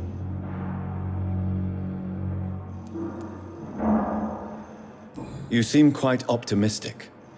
It's a rare and precious attitude in these difficult times. I'm convinced that this epidemic is a test of endurance and dedication for us men of science. Questions remain about our capacity to resolve the situation. True. Last summer, during the first wave of the epidemic, I used to joke with Milton about the extra work. We're not smiling now. Do you need help with anything in particular? Well, yes, maybe. I'm waiting for a batch of products I ordered for my personal research, yet my supplier seems to have vanished. Do you want me to play the errand boy for you? Oh no, Dr. Reid. But if you went personally to his shop, what with your reputation and all, he wouldn't dare to refuse the products I need. I see. Well, give me the address, for I may pass by if I have time. What do you think of Dr. Ackroyd's aversion to modern medical methods? It's a shame he's so narrow-minded. Dr. Swansea taught me that science is about exploring uncharted territory. I'm convinced that's true. With the influenza and all that's going on, you should put your differences aside, don't you think? Why is it so difficult to work together? I believe that if Dr. Ackroyd had been the one to discover the transfusion process, he would be the first to recommend its use. So you believe it's just a question of jealousy and pride? Dr. Ackroyd is as proud as he is blinded by his obsolete concept of medical science.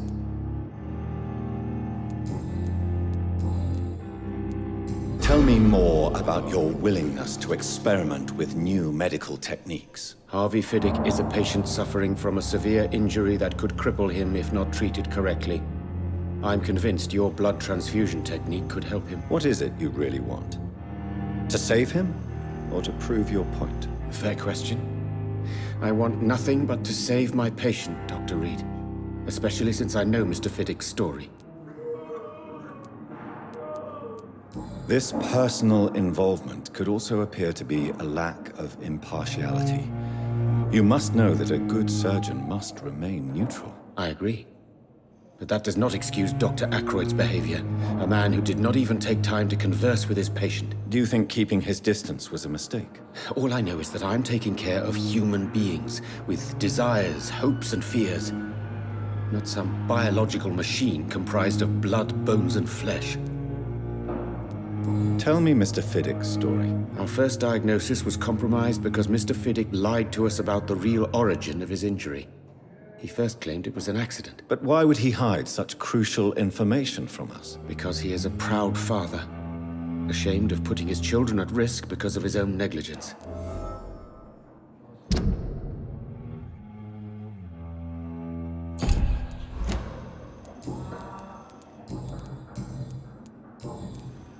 Goodbye.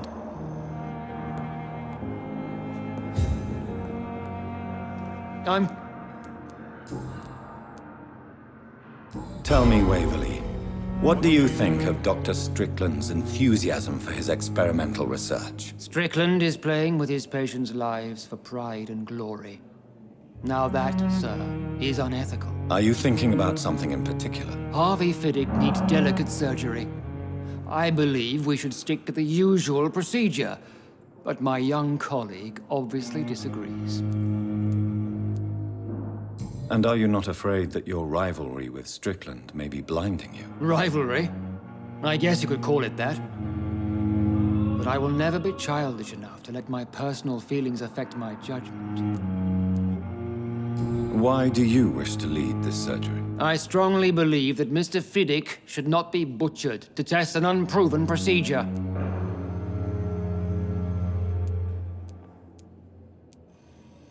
If you are going to lead this surgery, I'm trusting you to assume the consequences of your actions, whatever the result. I'm not the kind of man who runs away from his responsibilities, Dr. Reid. There is no need for you to be looking over my shoulder.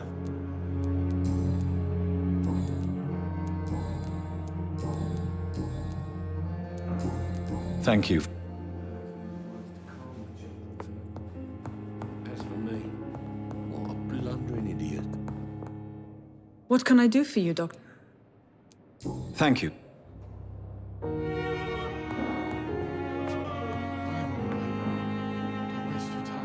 Good evening, sir. I'm Dr. Reid. May I help you? I don't know if a third opinion is needed. Your colleagues are already arguing about my condition. I see. Would you mind telling me more about your situation? I'm Harvey Fiddick. All I want is to get me bloody arm fixed properly.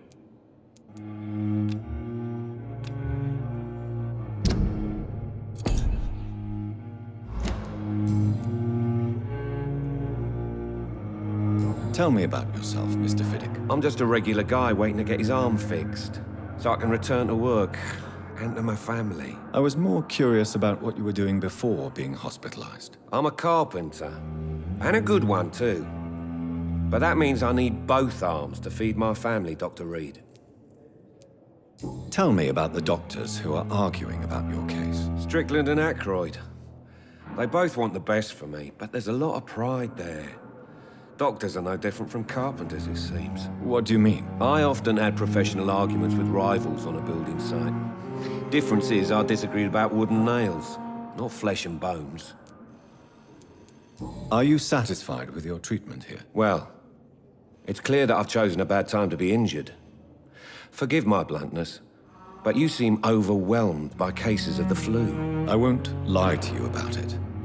I'm afraid we are. Are you sure you don't want to operate yourself, Dr. Reid? I have the feeling you're very capable. And your colleagues seem to think so too. In other circumstances, you would be right. But for now, I don't think I can take on the responsibility. My apologies.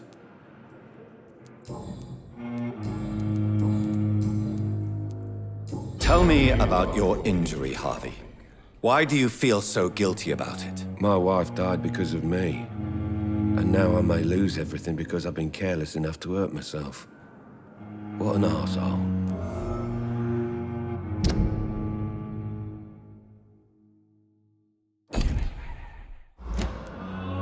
How could your job be responsible for your wife's death? I was working a double. She went out to bring me a hot meal and got caught in a German bomb raid. You can't hold yourself responsible for your injury, Mr. Fiddick. Unless you tried to hurt yourself. Of course I didn't hurt myself. But I can't work until my arm is fixed. My children need to eat, Doctor. Tell me more about the death of your wife, Harvey. 1915. I was in the army. Building workshops for the Royal Flying Corps. Helen was happy I wasn't sent to the front. What happened? The Germans sent Zeppelins to bomb the construction site, but they missed their target. My wife was bringing my dinner when the bombs fell. I'm sorry for your loss. So many died during the bombings. I served in France and witnessed the carnage there. I would like to say that she didn't suffer. Truth is, I have no idea. I just know that I'm all that me kids have. Poor little bleeders. How are your children? after losing their mother? They were smaller then. The only good thing about this is my Helen didn't bring them with her that night. Goodbye for now, Mr. Fiddick. I'll see you later.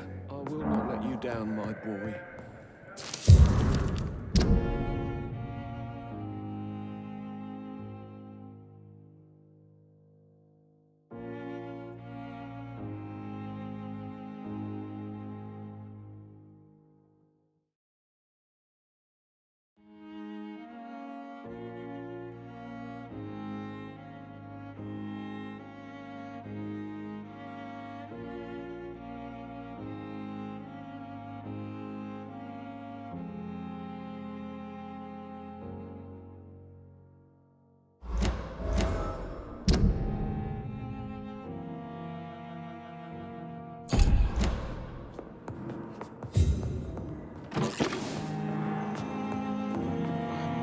Good evening. Good evening. You seem worried about the safety of your family. And it's obviously the reason why your wound troubles you so much. I cannot give up on my children now. They both need me living. What about their mother, if I may ask? She died in 1915 during one of the first Zeppelin raids. We never found her body.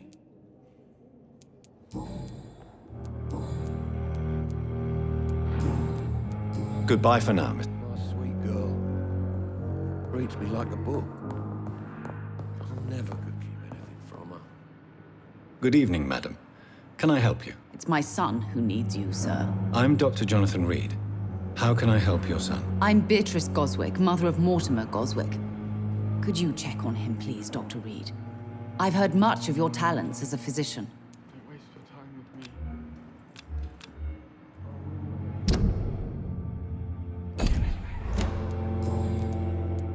What can you tell me about yourself, Mrs. Goswick? Not much to say.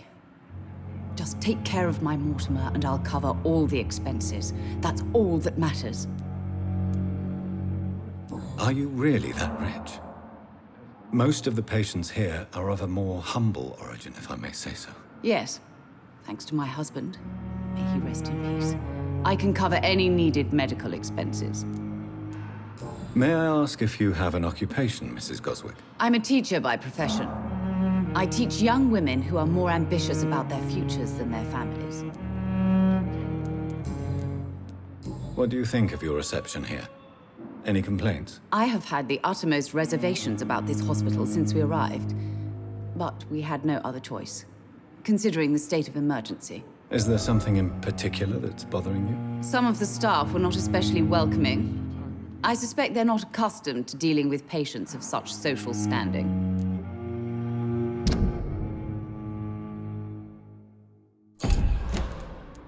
Tell me more about your arrival at the Pembroke Hospital. What gave you such a bad first impression? The ambulance driver was quite rude, for a start. And that nurse, Miss Hawkins, seems to have quite a dubious attitude. What do you mean? She managed to secure a bed for my son despite the epidemic. It was a relief, but it wasn't cheap.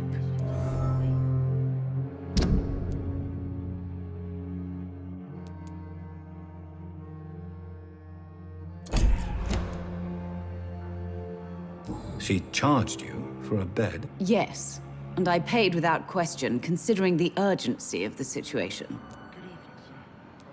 I share your concern, Mrs. Goswick. Be sure that I'll talk to the people involved. I don't expect compensation, Dr. Reid. But I'm aware such behavior would not be tolerated in other hospitals.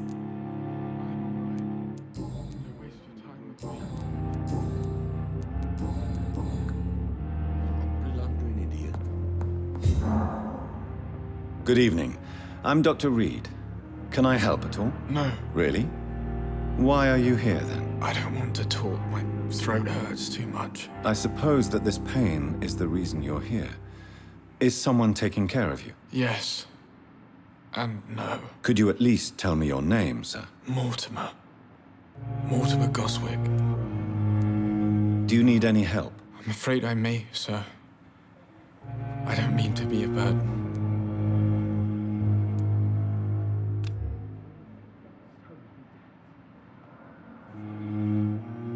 I will see you later.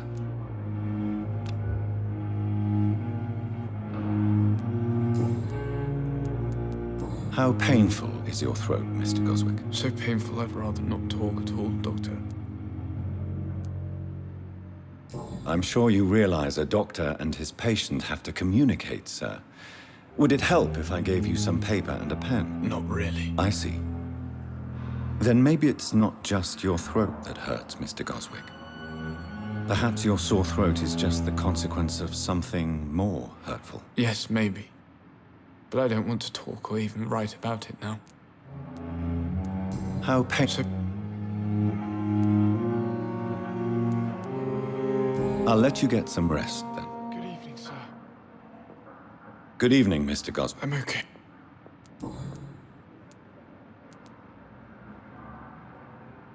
Why did your mother have you hospitalized here? She seems convinced this is a bad hospital. My mother just wants the best for me. She won't rest while I'm here. She'd go all the way to hell and back to help me. Pembroke Hospital may look unorthodox, but rest assured, you're in good hands here. It's not me you have to convince, Dr. Reid. It's my mother. Is your mother bothering you? As your doctor, I can ask her to leave you alone if you would prefer. That's tempting, Doctor. But you have no idea what my mother is capable of. She would tie herself to my bed if you asked her to leave. How so painful.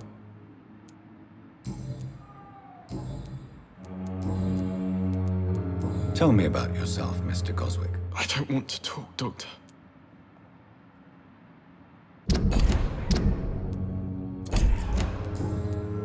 I have to go now, sir. But don't hesitate to contact me if you need any help. I'm all right. Don't waste your time with me. Good evening, Doc. Goodbye,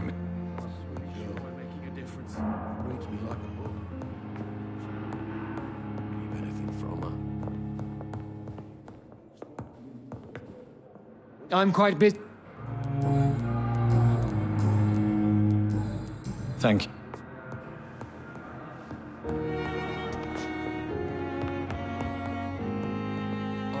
Good evening. And good evening. Goodbye.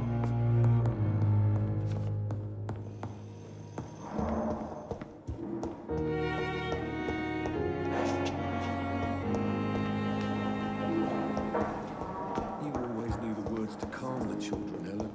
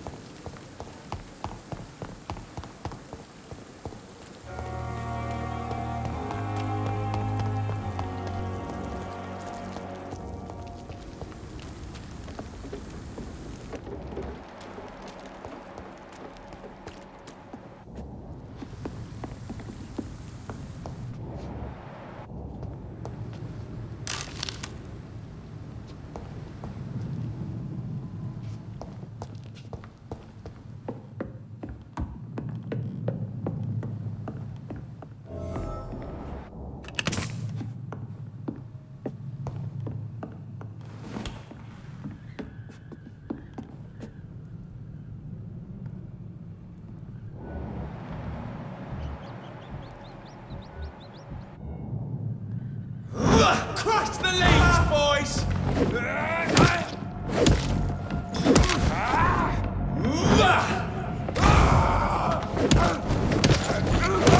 Murdering bastard!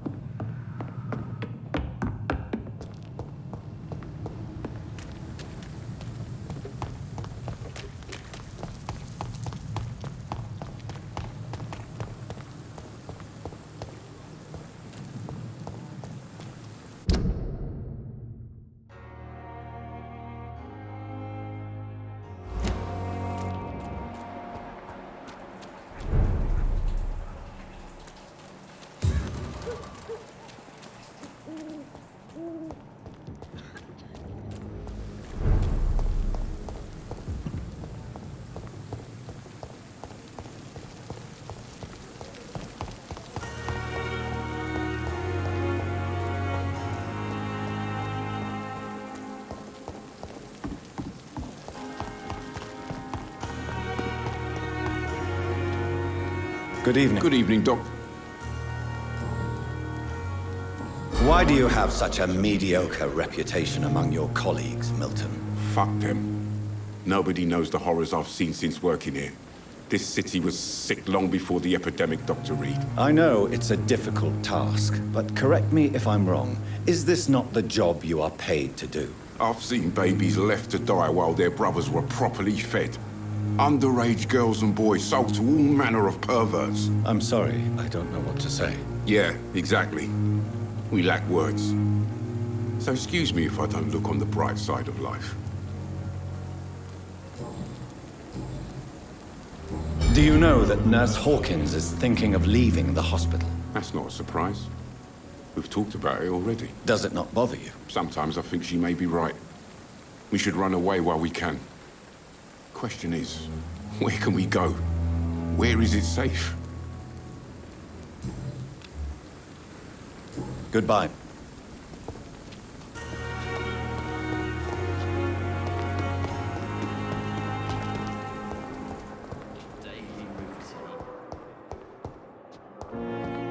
Time has lost its effect on me, but the suffering continues.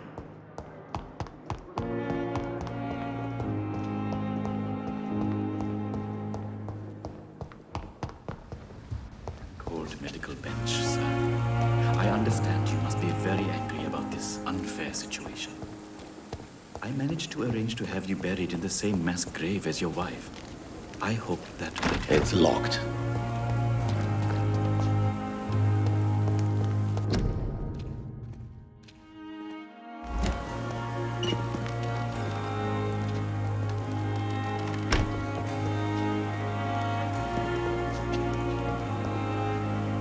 Good evening. I'm Dr. Reid. Always a pleasure to meet a colleague, sir.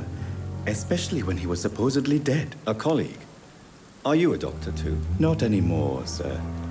I used to be Dr. Rakesh Chadana. Now, I'm just Mr. Chadana, pawnbroker and humble guardian of this morgue. What do you mean, you used to be a doctor? Was your license revoked? No, sir. It is just that I like to be precise. I run a little pawn shop while taking care of the dead. But I used to be a real doctor.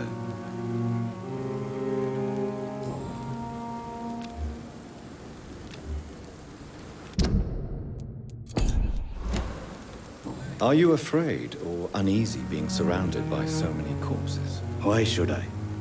These bodies are empty vessels. Flesh left to decay. Poof. No soul anymore. All gone. An interesting point of view. And quite an exotic one, too. Most people fear, or at least have respect, for dead flesh. Sir, as a medic during the war, I learned to face my death and the death of others. It's the pain we have to tame, not death itself.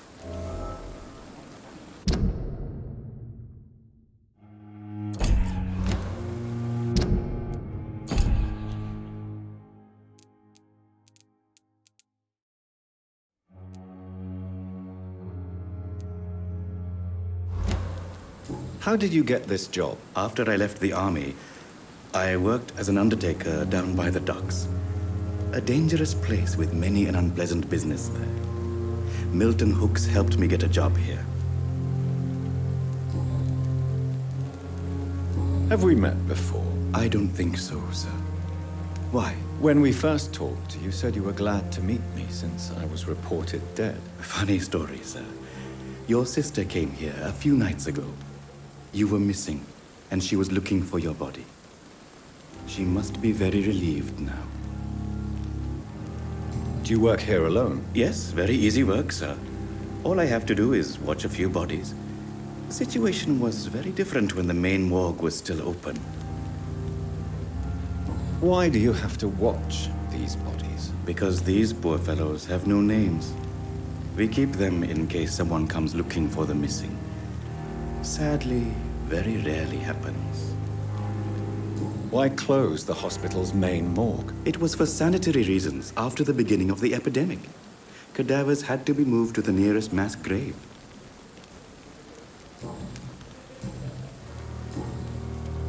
A pawnbroker? I expect you get all types of people here. Yes, sir. All kind of people. For I sell all kind of goods. Who comes here to trade with you? It's very unhygienic, even unsafe. Diseases can spread. For the customers, for the hospital. I'm very cautious, sir. I've been a doctor, remember? And all my clients are good people. In fact, I think I only know good people. What kind of goods? With the quarantine, it's not always easy to buy things. So I trade, I exchange. Some people sell, some others buy. I like to help. Since you're not afraid of dying, do you believe in life after death, Rakesh? No. I believe we must do all the good we can while alive. For our time is short, and the obstacles are endless. Do you think you would enjoy immortality as a concept? I don't think so. Don't mistake me. I love life, and I'd like to live a long life. But everything has to decay, sir. Even goodwill. Do you really believe goodwill cannot last? As I said, sir, everything decays. If I was to never die, goodness, I would be bored or worse. And I like to be helpful, sir. Quite depressing, wouldn't you say? Yes, but the good news is, we'll all die before losing our humanity, sir. So you're ready to die? No, I am not. I don't fear death, for I won't see it. What troubles me is the pain my death will inflict to those I know. You're a wise man, Mr. Chidana. No, Dr. Reid. I am a foolish man. But I like to think otherwise. Please show me what you have to sell. Of course. It's just trinkets and curios, really. But I'm sure they can be useful.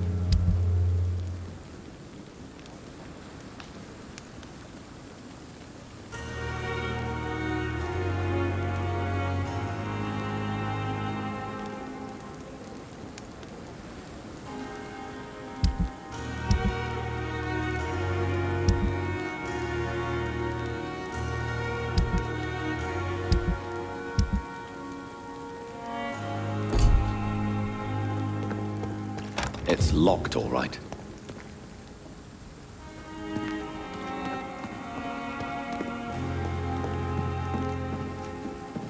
It's locked, all right. I'm sorry that these sad and faded walls are all I have to offer. This is a poor hospital.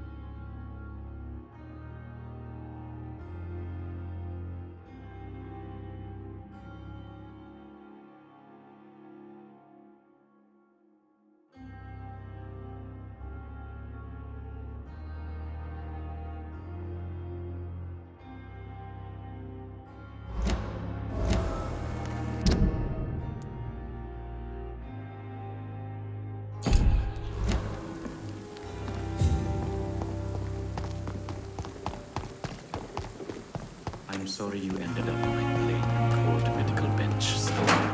I understand you must be very angry about this unfair situation. I managed to arrange to have you save this.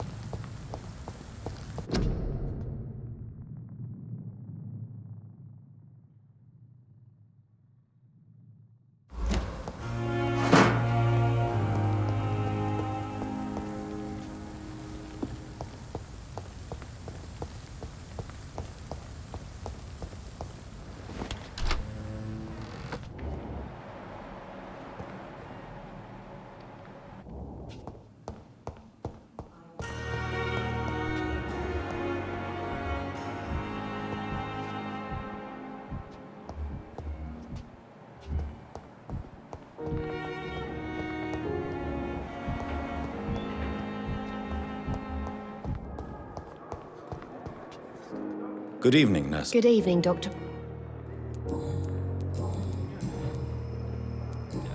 Good. See her again.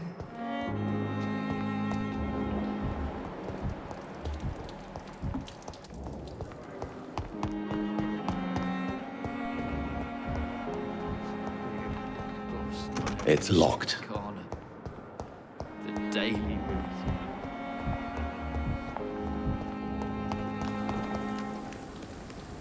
Good evening. Good evening. Tell me why you're extorting money from some of the patients here. If a patient wants a bed, he'll have to pay me a little fee. That's all. Where did you get the idea for such an immoral scam? Funny you should ask. The first time it was from a patient who bribed me to get a bed. It's only then I realized I could make a fortune. Goodbye.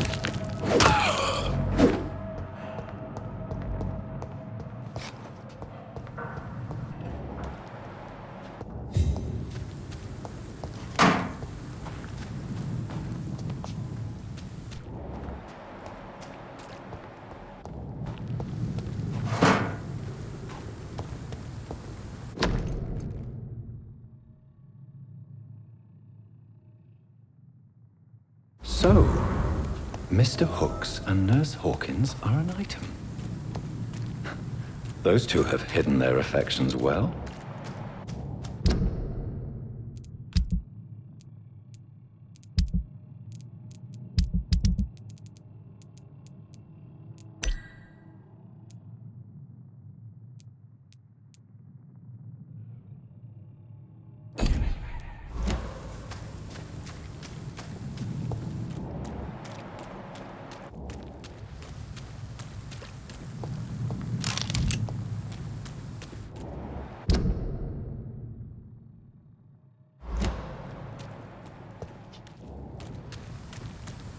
It's locked, all right.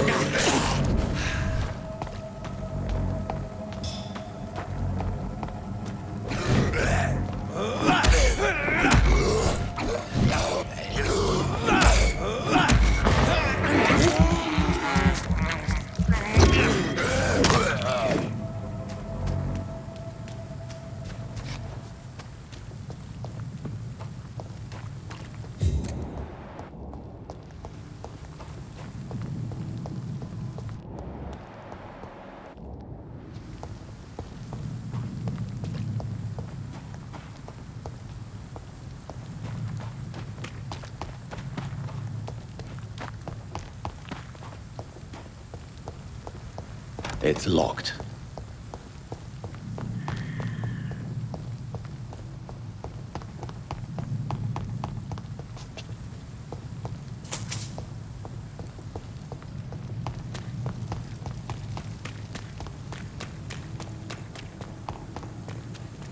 Tomorrow, more bodies will arrive.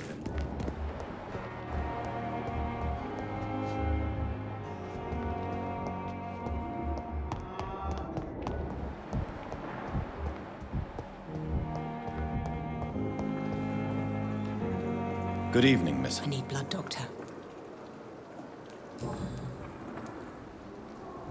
Tell me, Thelma, what do you really know about vampires? I saw one and he saw me. I watched him hunt and kill. I saw his terrible wounds heal as his victim died. And then I knew I was saved. You mean you actually saw a vampire? Here in London? Yes. And it has been the answer to my pain. I must drink and kill to regenerate my decaying body. I am a vampire too.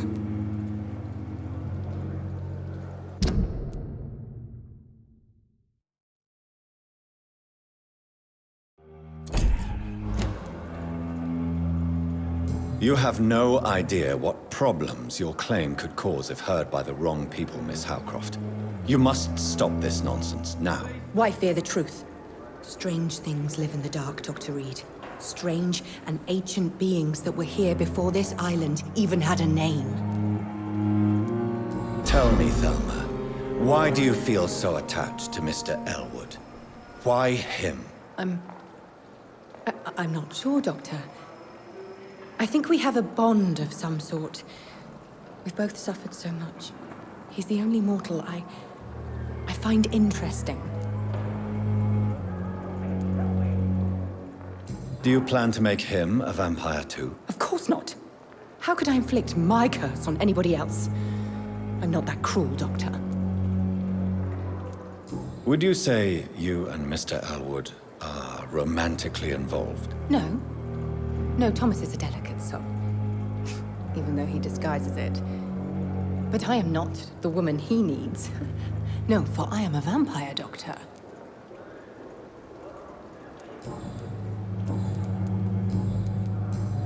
I'll leave you.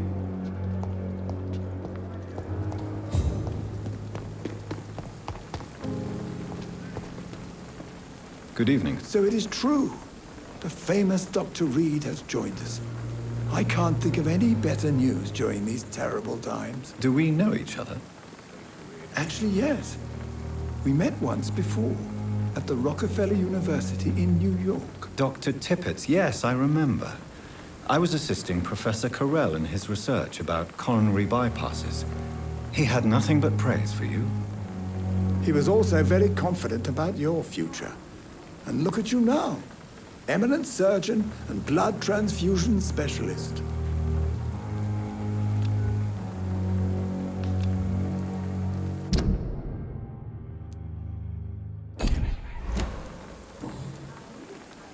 What is the Pembroke Hospital situation?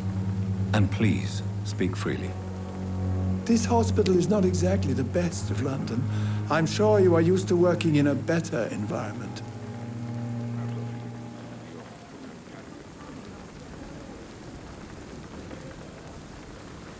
It's more than enough. In any case, the personnel of a hospital are much more important to me than the building. Don't be misled by appearances, Dr. Reid. This hospital does not lack talented people. It just lacks hope.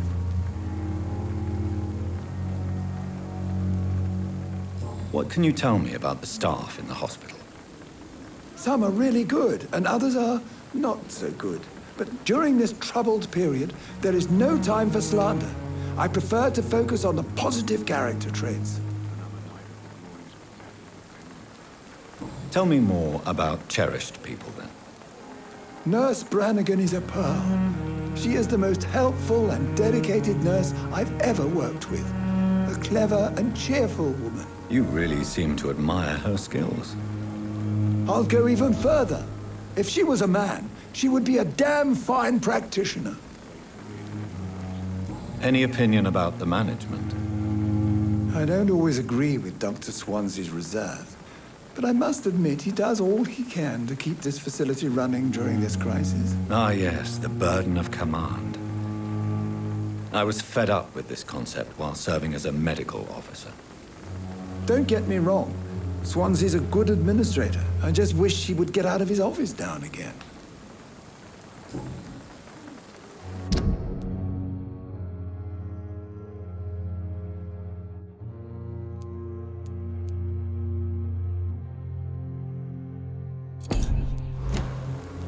You're exhausting yourself, Corcoran. Maybe you should think about preserving your strength. No. We must keep on healing all those poor souls. We are the last rampart before chaos. Once more unto the breach.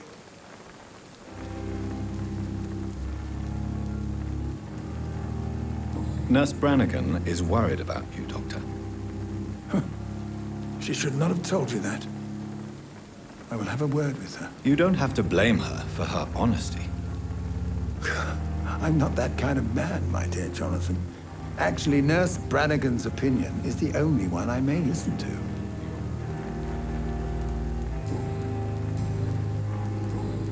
Goodbye, Dr. Tippett.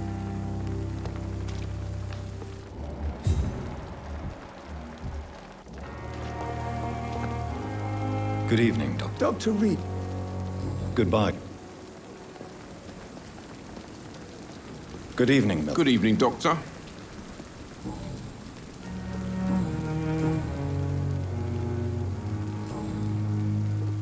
Goodbye, Milton.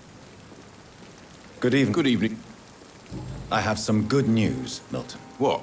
The epidemic's over? I retrieved your wallet with all the money and a certain picture. Well, yeah, Pippa Hawkins is my girl.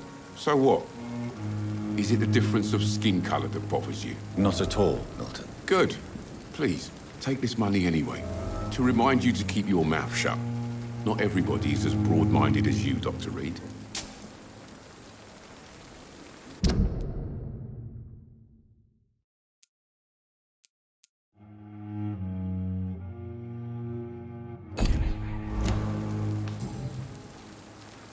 What's going on between you and Nurse Hawkins? Pippa's tired. Tired of all this shit. Tired of all those corpses piling up. She's as depressed as I am. During the war, I witnessed a few couples just like you come together in difficult circumstances. It can be very damaging. Maybe you're right. But we support each other. And that's all that matters. You do realize you could both get fired. Hospital staff are not meant to have intimate relationships with one another. Come on, Dr. Reid. Do you know how many rules are broken in this hospital every day just to keep it running? There's nothing wrong with what we're doing. Admit it. Nurse Hawkins is more than your lover. She's also your partner in crime. Of course she is. How else could I tell which bed is free? I need to know that. Have you no shame? Don't you see this city is crumbling down? Today, people are ready to pay to get a hospital bed. Tomorrow, we may be fighting for food. Goodbye.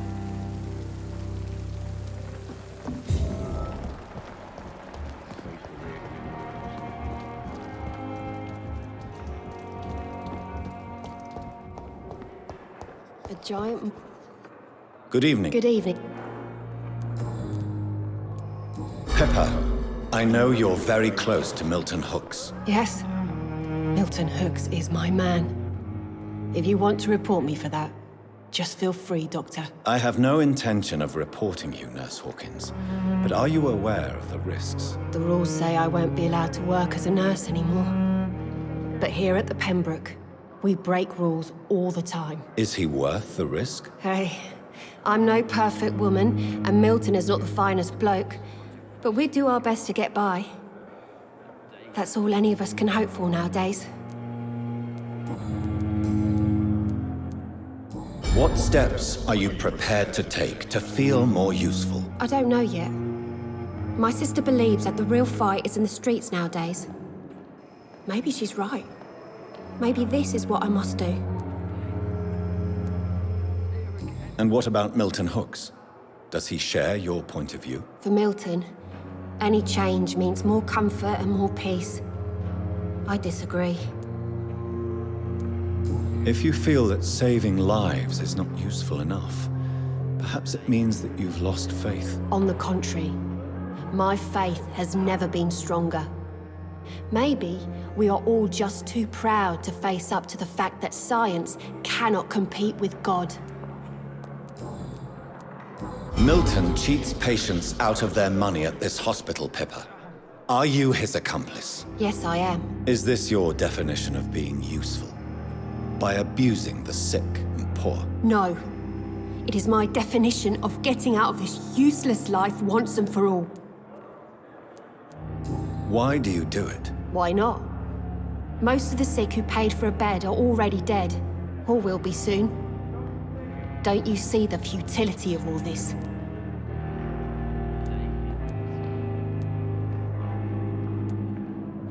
You put a price on hope.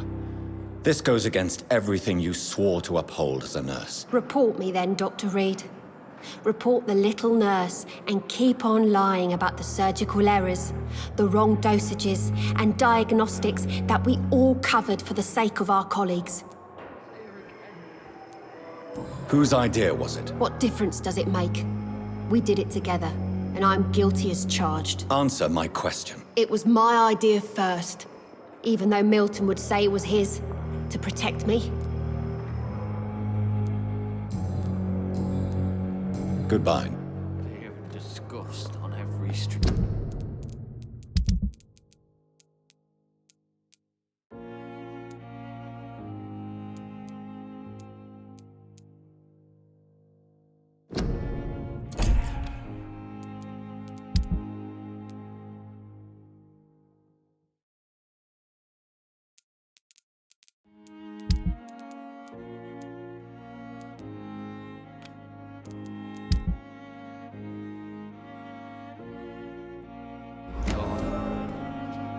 Daily routine.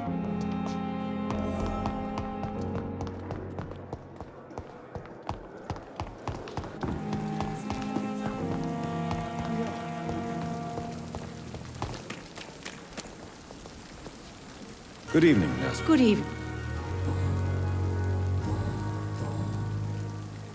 Why does Dr. Tippett's claim you're the main reason he keeps working, despite his fatigue? If it wasn't for him, I probably would have left the Pembroke years ago. Dr. Tippett does not think of you as just a nurse anymore, does he? If you're suggesting he's not taking my gender into consideration when it comes to medical practice and knowledge, I really hope he doesn't. Goodbye, nurse.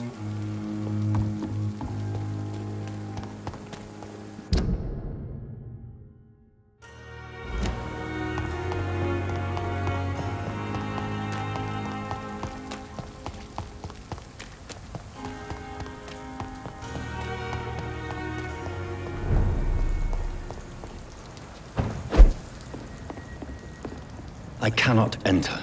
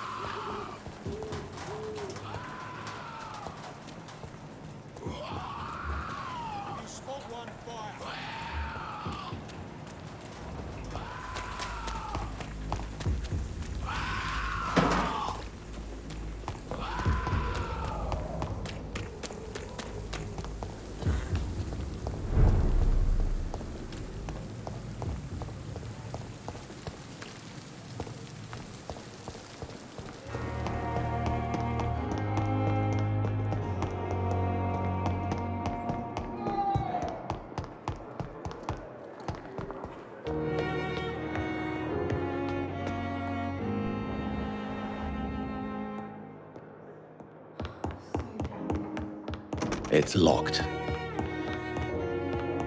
Not now.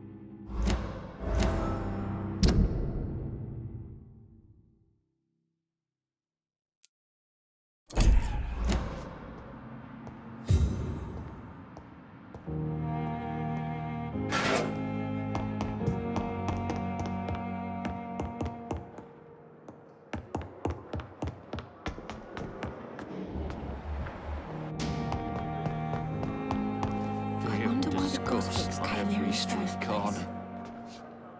Good evening, Mr. Elwood. Evening. Why do you feel responsible for the injury, Thomas? What really happened? I wasn't disfigured by any German shells.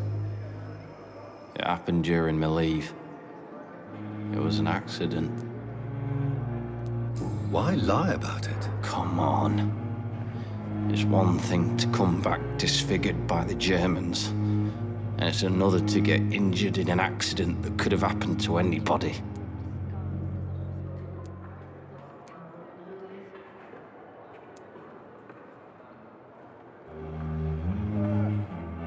Reconstructive surgery has been very successful for some soldiers. I don't want to wear a bloody mask for the rest of my life.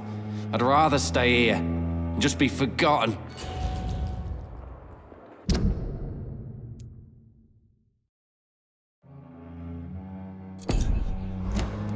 Why love? Come on. Reconstruct. I don't want...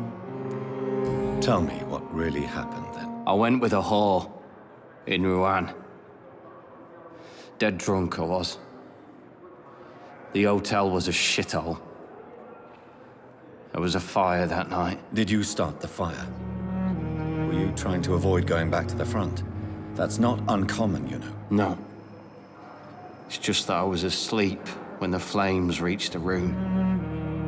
The girl was long gone. Bitch never woke me up. Left me to burn. Goodbye. Damn. The pain. It's here again.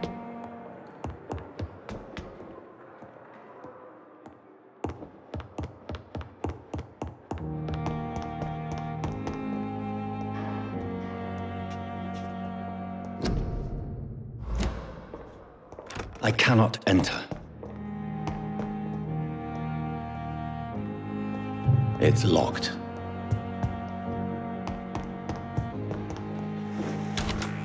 This must be the place. It's definitely away from prying eyes. Relegated to the shadows. A kingdom of my own. At least I won't be sleeping in a coffin.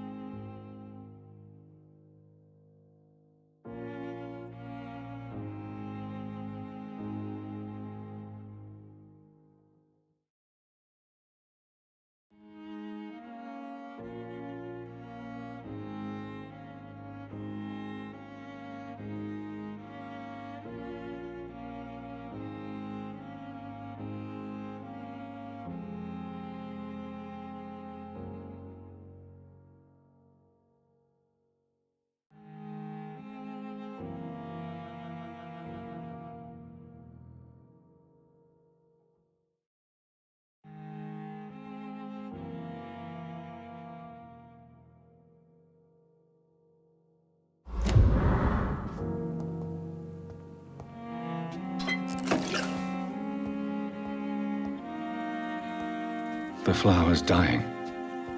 It needs water.